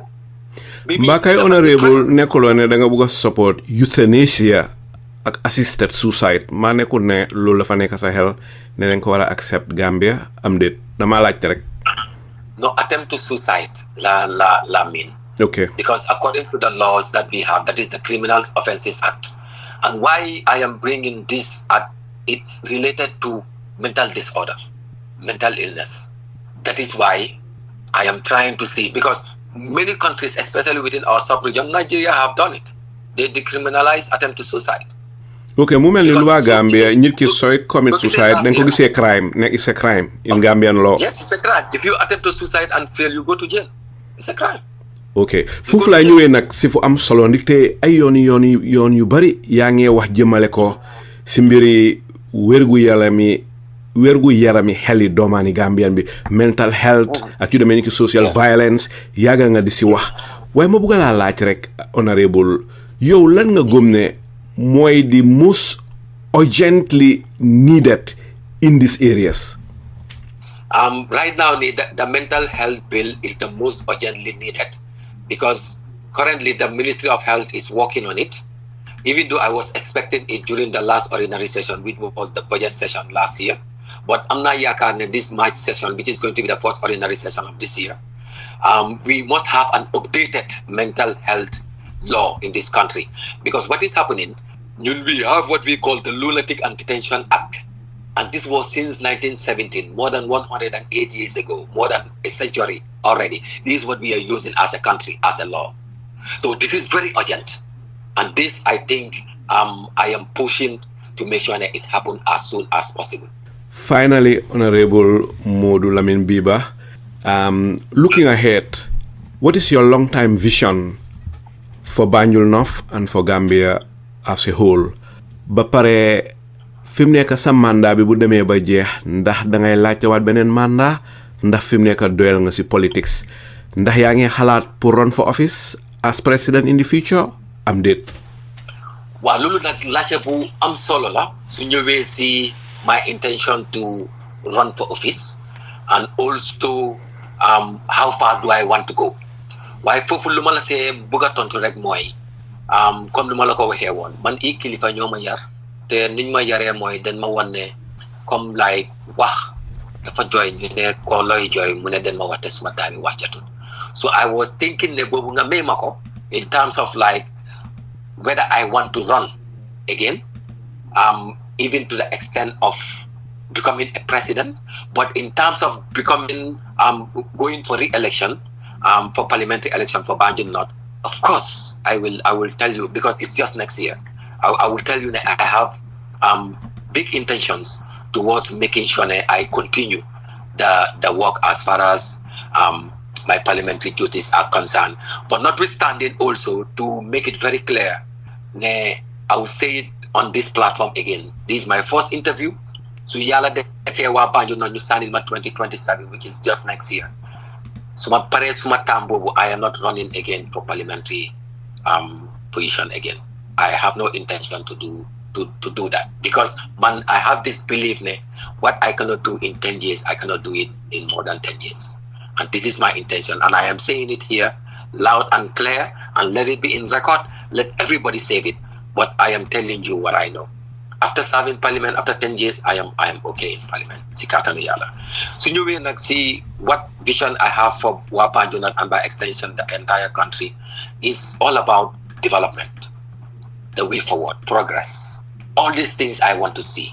In so many ways, in terms of enhancing quality education, making sure that our people are more educated, in terms of making sure that there are proper healthcare system in place, making sure that we can feed ourselves through agriculture, grow what we eat, and we eat what we grow as a country.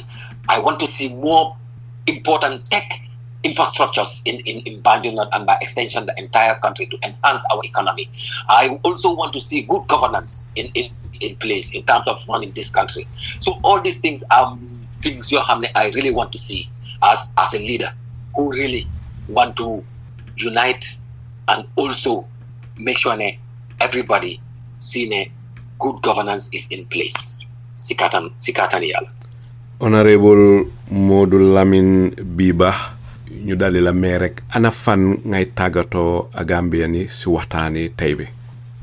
waaw fu ma tàggatoo Gambian yi si waxtaani tey bi dama njëkka siis opportunity bi pour fàttaleku Mr Abdoulie Sanyang suñ nit la si plateforme bi. jërëjëf. ko ñaanal yàlla fu mu nekk yàlla génne ko fa si lum ci naa gaaw. ñun nag fàttewuñ ko si benn boor. ñu ngi koo bàyyi xel bu baax. waaye the thing is mbiri court su demee benn nekk si court si rek parliament amatul dara lu moo def until a judgment is being done or taken by the courts loolu la loi bi wax waaye luñ mën a def rek mooy pour ñaanal ko jamono yi yàlla may ko wér yàlla may ko gëm-gëm ne su neexee yàlla dina génn fu mu nekk si kattanam su ma jógee si loolu nag maa ngi wax Gambia yëpp te su ma ne maa ngi wax Gambia yëpp I mean both Gambians living in the Gambia and in the diaspora ne am nañ dëkka boo xam ne foog ñu ñëw together pour ñu mun koo salvage from the current leadership because ñu nekk di gisee réew bi naka la nekk di demee nii ñu nekk si diaspora bi dinañ jënaa soona di yónnee moo xaalis ñu fi nekk tamit dinañ jënaa soona di spend xaalis te at the end of the day gisuñ dara si lu ñoo yóbbu as a réew as a country lii nekk na si lu ñoo bàyyi lu ñu war a bàyyi xel ñun ñëpp te nag lu ko fi mun a def rek mooy Gambia nen coone ñu jël the mantle ñu hand over ko to the United Democratic Party. This is the only party in this country that can save this country. te loolu tamit maa ngi sis opportunity bi pour ubbi buntay képp opposition bu nekk si réewi Gambia ñëw leen ñu join ñu ñëw together nañ def a very formidable and genuine coalition boo xam ne Gambians yi yëpp dinañ si gis seen boppa ñu génnee Adama Barrow te di yëgal Gambians yi ne 2026 presidential election is not MPP versus any political party in this country, but it is President Adama Barrow versus the entire Gambians. Jërëjëf di gërëm ñëpp di leen sant asalaamaaleykum. Honorable Modou Lamin Ba ñu ngi lay gërëm ci sa waxtu waaye tamit di la gërëm ci lépp loo xam ne séddu nga ko askan bi ci waxtaani tey ji mbokk yu tedda yi ko ngeen doon déglu mooy Honorable Ba toogal Banjul North foofa sa National Assembly bi mbokk yi comme ni ko olof waxee olof njaay dafa ne wat gaal ak yëgoo te mbooloo mooy doole bu fukki nit di gas fukki nit di suul ponda baay bari rek waaye pax du mun a am fii la waxtaan ji dal di am fi mu nekk du def lu dut dal di ëmba lépp loo xam ne Honorable Modou Lamin Ba waxtaane na ko fii dal di leen koy jébal bàyyi waxtaan ji mu continuer daw ci seeni xel yéen Gambian yi yéen yene attekat yi nga xam ne yene atte lépp loo xam ne déggee ngeen ko fii di leen gërëm di leen santa teel na ndimbalab yàlla wàcca ci réew Gambia ba illaa yawmi diin seeni mbokka Saliou Njie salaamu aleykum wa rahmatullah wa barakaatu waaxiru daawaana an alhamdulillahi rabbil alamin